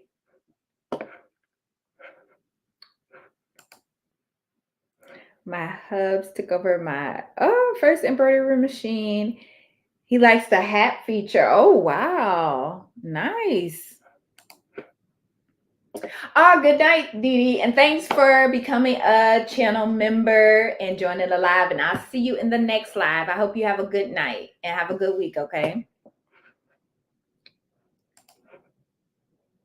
I too love embroidery. I am running some big jobs and chatting with you all. Yeah, your machines. I like the ones that you have, Sean. And I see you over there. Sean be over there doing the thing. Like, she got skills with it. So it's like Sean's become my go-to when I have questions about sewing and embroidery as well, because she's a vet in the game. Crafting took over my office, so now I'm in the process of moving my crafts into my basement. However, it's so cold today. My husband would not let me go downstairs. Yeah. I actually thought about the garage, but again, we could route, I guess, for there to be air in the garage, but it's still just too hot out here. And I was like, some would like melt or, I don't think it would work out here. But I wish we had basements down here. We don't have basements out here. Back in Milwaukee, that was the normal thing. Most people had their basements like wrecked out. They were rec rooms. So, and they would use them for whatever they would use them for. But out here, I think Phoenix and here, I've seen 2 homes with a basement since I've lived out here. 2, and that's it. And I think those were like custom built. But I'm like, it's got to be hot as ever in those basements in the summertime out here. Map it out, look at the website, and see the shops you know you want to go to. Yeah, I have the map. I have I have them like highlighted, and then I have the app, and then I have them favorited, so I'll know their booth numbers and things like that. But yeah, I'm gonna have all that because there's certain ones I have to hit, and then everything else after that is like, okay, I'll just go around after I get to the ones that I know I want to get to. But yep, I'm gonna have that map printed out and ready to go. I'm gonna have my Air Max on so my feet is comfortable, and I'm gonna be all up and through there. Is the Garment District open on Fridays? Yep, they're open on Fridays too. I think it's just Sundays. And Sundays, there's still some shops that are open. Just usually most of downtown is like shut down. I'm going to turn this fan on, y'all. I have to turn that fan off. It's getting chilly. But yeah, they're open downtown on Friday, pretty much all during the week, Monday through Saturday. I believe most of them are closed on Sunday. Yep, I have an SE2000. Okay. To a brother, Stellar, and then my brother, PR 1055X. Oh, wow. It's a crazy addiction. I'm looking at a scan and cut, just not sure how to use it. I saw that too. And I was like, I have some videos saved to my watch list that I was like, okay, I need to watch this and see what all it does. But yeah, the brother scan and cut, I'm a little curious about that as well. Mini split. It is a lot cheaper than an air conditioner and it has heat. Okay, good idea. Good idea. A mini split.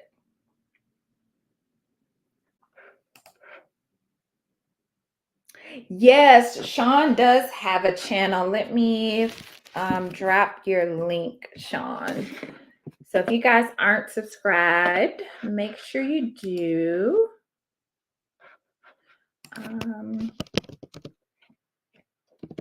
Hold on, I'm trying to find Sean at.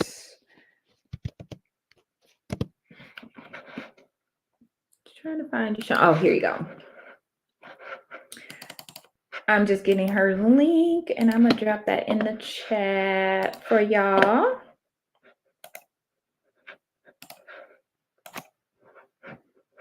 There we go. That's the link to Sean's channel there.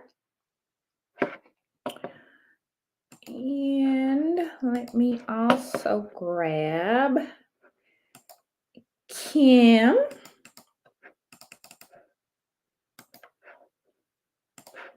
And let me drop that in the chat. So I just dropped both Sean and Kim's link in the chat for you guys. They both have YouTube channels, so make sure y'all check them out, support their channels as well, because they both have a lot of knowledge, you guys, and loves to share information with the craft community, which is amazing. You have that in your garage in the summer. Oh yeah, Texas, and y'all get that humidity too. That's the one thing I don't miss is the humidity, but we get it in August during monsoon season when we get all our rain and stuff. Yep, and there's Sean's name for her channel as well, but I did put her link in there for you guys.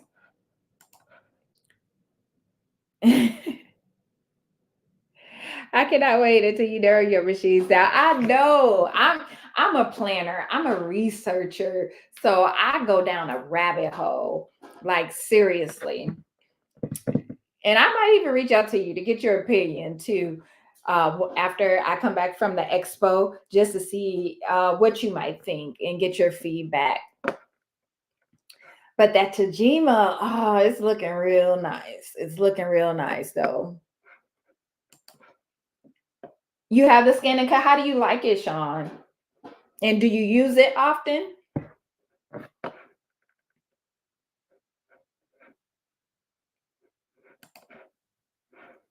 Oh, I love it. Oh, Marilyn, say happy birthday again. Get ready to wind down for the night. Thanks, Marilyn. Thanks so much for joining. I hope you have a good week too. I appreciate you for joining. Oh, you love your scan and cut. I was watching, I forgot whose channel. I think I just typed in scan and cut and just kind of clicked on the first video. And she was kind of showing it how she was using it for her embroidery. And I was like, oh, that's a good idea. And so I'm gonna go back and watch that. When I find the link, I'll also drop it as well. But I was like, oh, I didn't think about that aspect of it. I didn't know, you could do so much with it, but I'm gonna look into that. Yeah, so there's Sean's link. It's in the chat.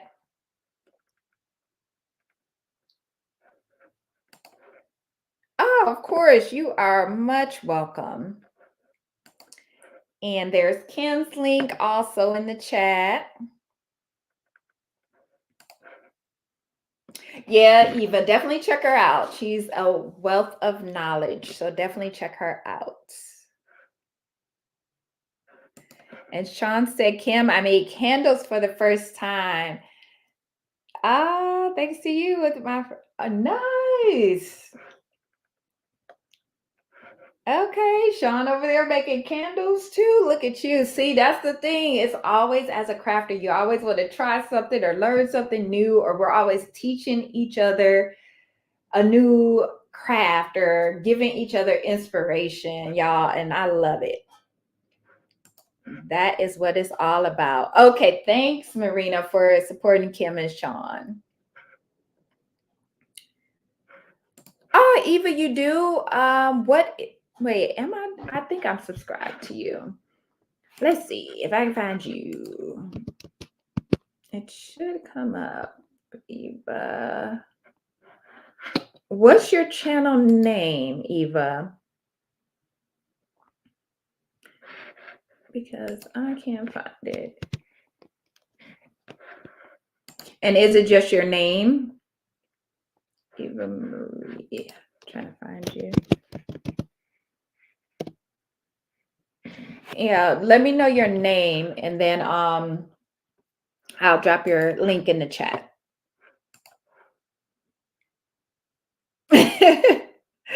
Oh geez, I'm going down a rabbit hole with this guy. I know. I actually thought about that too. I'm like, what if I just take off on Friday and we just leave Thursday? That would give me Friday to do the garment district. That would give me all day Saturday and Sunday if I need to, or the garment district Friday, impression Saturday, and the beach, because I'm going to LA. I got to go to a beach. I don't care how cold it is. My feet are touching some sand anytime I go to LA. I've been out there freezing, shivering, but I'm going to somebody's beach. So yeah. I feel that. I feel you on that, for real, for real. Welcome to the rabbit hole. Exactly, because it's like once you start with one craft and then you go down that rabbit hole, or you see somebody else and you get inspired, and then it's like, oh, and then you start researching something else, another software, another machine, and then you're definitely going to be going down that rabbit hole quite often. So get comfortable. Welcome, because we all go there. Oh, Sean says she uses hers a lot for appliques and rhinestones. Ooh, now you piqued my interest even further, Sean. I usually use scan and cut for scan and cut. Uh-uh. Oh no, Eva, you did it. You just ordered the scan and cut. Oh my goodness, y'all. Okay, Sean, I'm about to take it down. Oh, good night, Kim. I'll talk to you later, friend. Thanks so much for joining. Thanks for the super stickers and coming into the live. I appreciate you, friend. Oh, you could cut applique. Get out. Shut the front door. See, you already know what I'm finna do when we get off this live. Going right to watch some videos on that. Do my research. I'm about to go down that rabbit hole. I only got it to pair with my new embroidery machine. I know that's right, Eva. Oh my gosh. See, now y'all got me about to look into, and I said I was not buying no more machines. I have been doing very good. I have been doing very good. But now y'all got me thinking about something else. Yes, Kim. Looking forward to that. Kim's doing some crocheting and things like that on her channel, candle making, um, making her body butters and her body scrubs, which I use, by the way, which are amazing.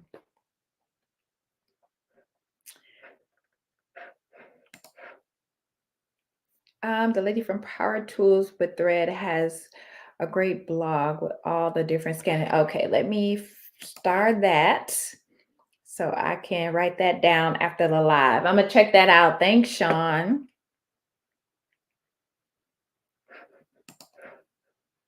That's what I thought, Eva. Let me see. Ah, yeah, you guys, yeah, make sure you follow Sean.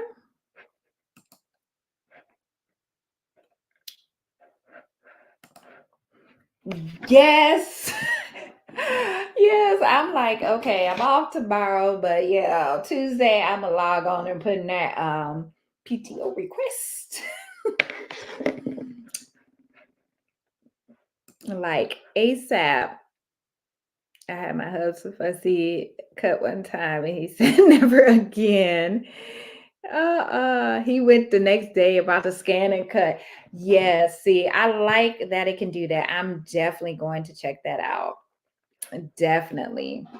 Okay, Eva, let me type in your channel. Hold on, Nina. I said Nina. Eva, I read Tolbert Bradley. And I know I had subscribed to you, but it's not coming up. Oh, I think I found you. Yep, I found you, friend. Let me get your link. And here is Eva's link.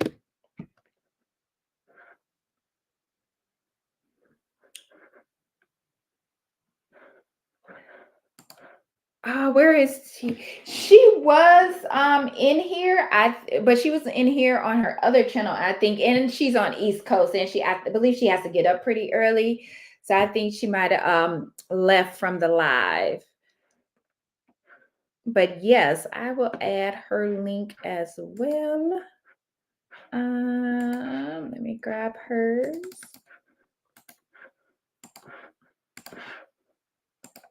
And let me post hers in the chat also. And that is T's link. Yeah, she was here, but I believe she left the live. So yeah, I dropped those links in there for y'all.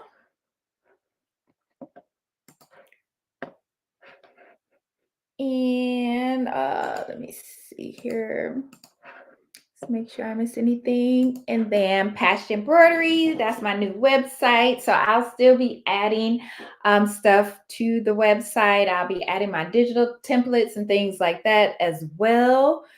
within the coming weeks, I'll be starting to sell my digital designs, the embroidery designs, and the rhinestone templates, stuff like that, and just adding some more stuff. And I'll have a link for my classes on there as well for digitizing, for embroidery. But if you're one of my channel members and you're the red level, you're going to get access to free Zoom classes anyways. So that's always an option. Otherwise, I will be offering like the rhinestone classes and the embroidery classes as well again. But you guys, it's been 4 hours, y'all. We've had a good conversation tonight about do's and don'ts of business and just chatting, supporting each other, sharing knowledge. So I appreciate all you guys. Thank you for the super chats, the buy me a coffees. I got some notifications for that. Thank you all for all the birthday wishes. It means a lot to me. And I'm about to get off of here. I'm like wide awake now because I slept all day. So I'm going to probably start working on some designs I need to finish up. But I will be seeing y'all in the next live next Sunday. And I have some videos coming for y'all this week. So make sure you guys have your notification bells on so you'll get those notifications.